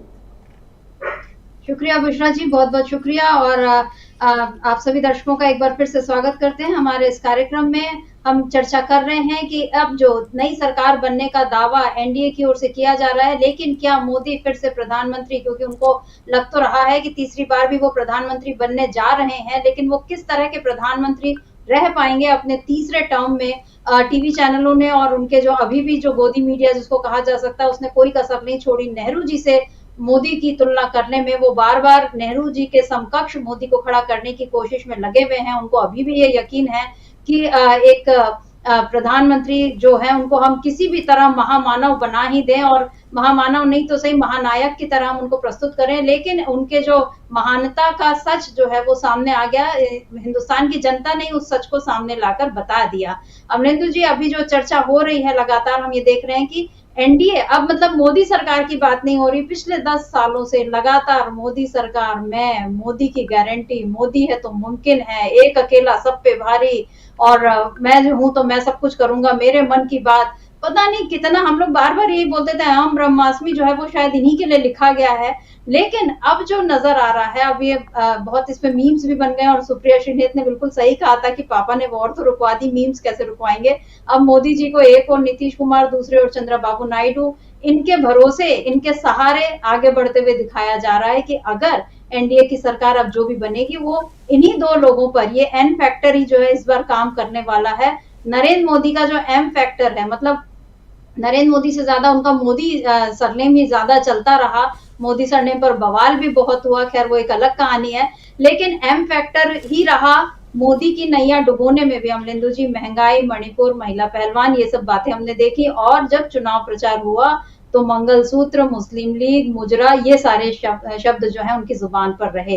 लेकिन अब क्या ये एन फैक्टर किस तरह से मोदी जी को कमजोर कर सकता है, इसकी कुछ बानगी भी हमको देखने मिली। कल जो तस्वीरें सामने आ रही थी उसमें अमित शाह जो है वो अब मोदी जी के बगल में न खड़े होकर थोड़े से दूर दिखाई दिए, और उनके ठीक बगल में आजू बाजू, मतलब अब नड्डा भी पास में दिखाई दे रहे हैं। पहले तो नड्डा की तस्वीरें, मतलब कुछ टीवी चैनलों ने ये चालाकी भी की थी कि मोदी बनाम राहुल जो दिखा रहे थे वो अचानक उसमें कुछ देर के लिए नड्डा की तस्वीरें भी आने लग गई थी। जब ये लगा कि बीजेपी शायद अब मेजोरिटी तो हासिल नहीं कर पा रही और पिछड़ जाएगी, तो उसमें नड्डा की तस्वीरें आ गई। मतलब ये कि हारे तो ये इनके जिम्मे है, वहां पर मोदी की गारंटी नहीं, नड्डा की वो हार वहां पे दिखाई जाने लग रही थी। लेकिन ये तो गिरगिट की तरह रंग बदल रहे हैं, गिरगिट को भी मतलब मात दे रहे हैं रंग बदलने में। लेकिन मोदी जी ने कल अपने कपड़े जो है बिल्कुल एक ही वो रिकॉर्ड बना दिया, यही हरी जैकेट, इसी जैकेट में वो लगातार दिखे, इसी चूड़ीदार पैजामे में और कुर्ते में।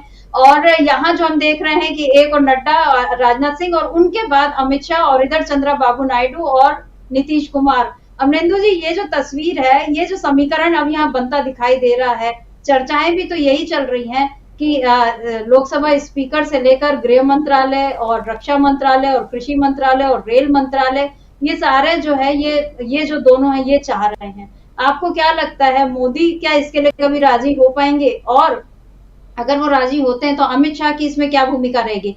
इधर आज योगी भी दिल्ली पहुंच रहे हैं, क्योंकि यूपी में जो जबरदस्त हार हुई है, हम लोग तो पहले से इस बात का अनुमान लगा रहे थे कि यूपी में इस बार उनको बहुत जबरदस्त टक्कर मिल रही है और हालात अच्छे नहीं है बीजेपी के लिए, ये बात हम बार बार कह रहे थे।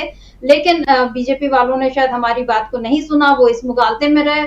लोगों ने उनको जिस तरह से चढ़ाया हुआ था, जो हम लोग एक जुमला कहते हैं कि चने के झाड़ पे चढ़ा देना, तो ऐसे खूब गुब्बारे में हवा भरी थी, चने के झाड़ पे चढ़ाया हुआ था कि जी आप राम का नाम लो और आ जाओ। लेकिन आज उन्हीं राम के नाम पर, खासकर अयोध्या में जिस तरह से बीजेपी को झटका लगा है, अब अयोध्या को लेकर